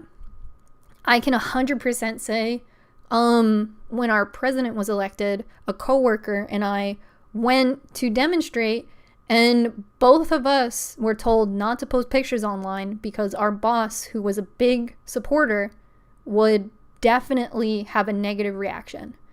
And what can you do? You can do, like, you can quit your job, or you can be really quiet and make efforts to change your job, which her and I both did, but it wasn't immediate. And you know, it wasn't an immediate gesture that we were like, fuck our racist boss. But at the same time, there could be people in a similar position who could experience something, what is it called? Revenge, you know? So yeah, I don't know. Somebody DM me, like something was going around that was like, remind your favorite influencer to show their support and whatever, and they sent me like just a screenshot of that. And I mean, those statements are going around, and you know, that is how people feel. It's just it's much more nuanced. Like I said earlier, some things are much more nuanced than like a very quick Twitter statement can allow. So that's why it can be tough.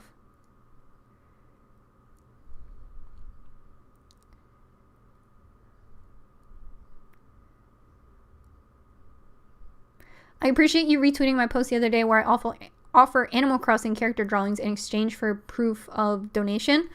Yeah, I thought that was really cool. So if you follow me on Twitter at Qcknd, you can find that post as well. Retaliation. That's the word I was looking for. Not revenge, but retaliation.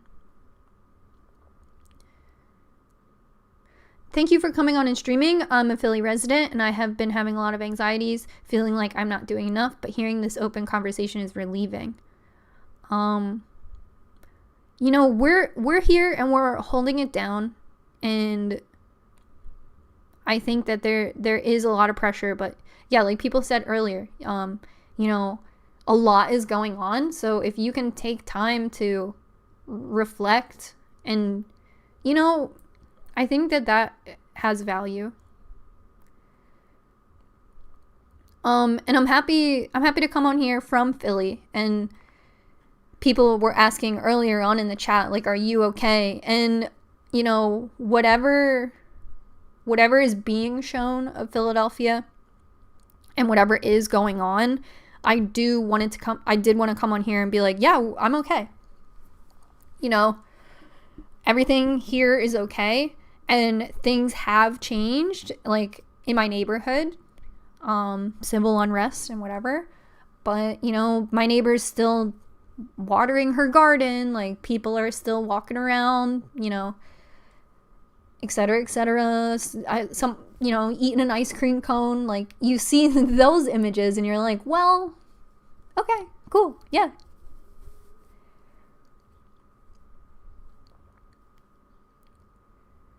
I didn't even think about how people with big followings might not want to share their locations, protests, etc.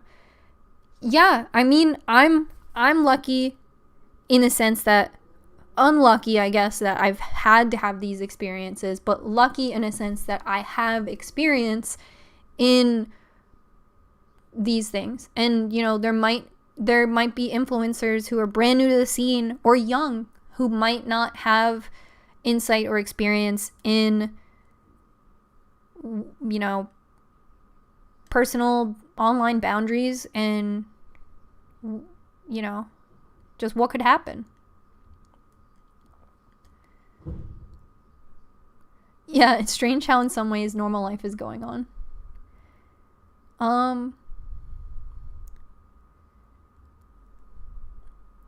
Yeah.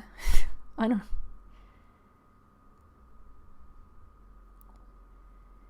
We left the city. It was a couple days ago. It was before the protests, but we left the city, and we actually left the city because I felt like with like the pandemic and stuff like that, I felt like tensions were really high in the city, so we like left to like, I don't know, take a breath of fresh air in like the countryside kind of thing. And it was kind of crazy because in Philly, all of our businesses are like still basically closed because we're in like the yellow stage of the pandemic and whatever. So if you leave the city and like drive a couple hours away, it's kind of like, you know, business as usual, like back to normal, things like that. So we almost like took a vacation into like, I'm getting a spam call. It's me getting arrested right now. We almost took like a vacation to a different place. And it's kind of, yeah, it was like life is normal, like no pandemic, like no masks at the store kind of thing. But yeah, that was odd. And now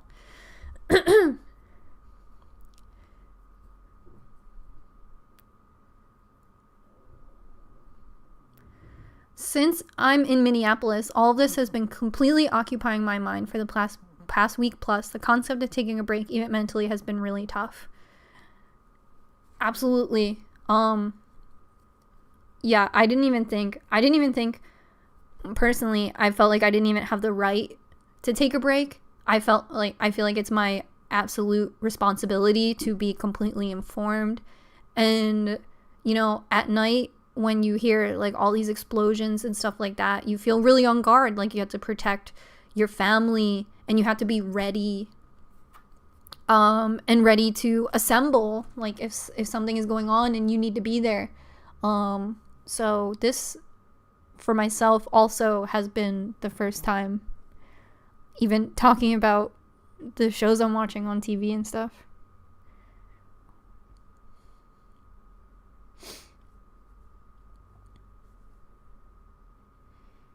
I wonder what telemarketer would like be at work right now. You know what I mean? What?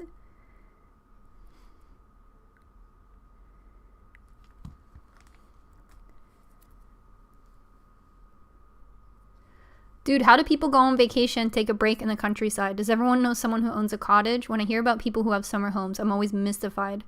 Yeah, I don't know. We drove out there to get something to eat, honestly. I thought maybe we could go to like a store that is open there and not here. Like we almost went to Ollie's. But then we were going to go to a skate park that was like open, but then we just like ate baked goods in the car and then drove home.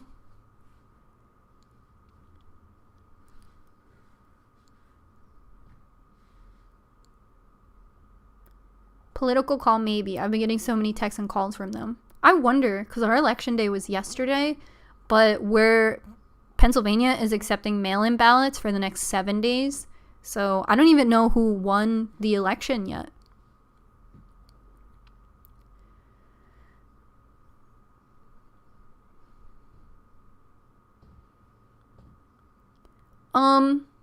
My stomach just growled, so I guess I'll wrap this up, but like I said just like moments ago, this has been like a really great time, a really great opportunity to just talk to everybody, and just hang out and, you know, take a little break. And it was raining, and it was like really cozy to just talk to some people. I have been like major like fight, so it has been cool to just like kind of relax a little bit. But yeah, you know, do your best. Stay informed to the best of your ability. If you have been protesting, best to stay in your bubble. You know, not a great time if you're protesting to go see your grandma, which is a sacrifice I guess I'm making. But when you can, when the opportunity is available you to get tested, I think that that's what we're doing after all this. Stay in the loop is what I recommend, and, you know, check in, stand up for your friends, you know. It's really important. I mean, I tweeted it, but it was like, you know, if you don't understand Black Lives Matter, even, you know, it's almost like a slogan, so you forget that it's not all one word. But if you have any hesitance or any confusion or wondering why a black life might matter and not your own, like, that's not what it means, you know.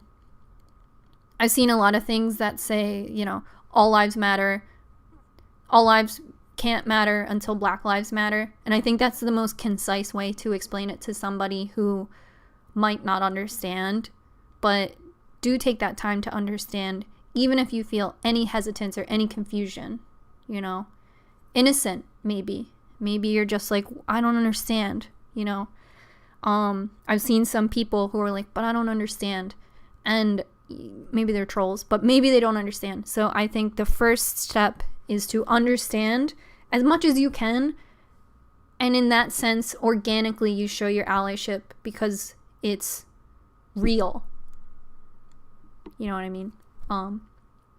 So before I cry, thank you guys.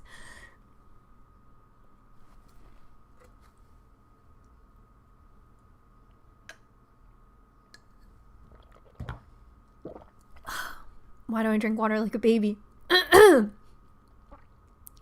If the only thing you can do today is just do that, it's a great first step. I love you guys so much. You're everything, and thank you for being here. Thank you for receiving me. Thank you for having me. And I hope everybody, you know, takes care of themselves. Until the next video comes out, my heart is for you guys. Thank you.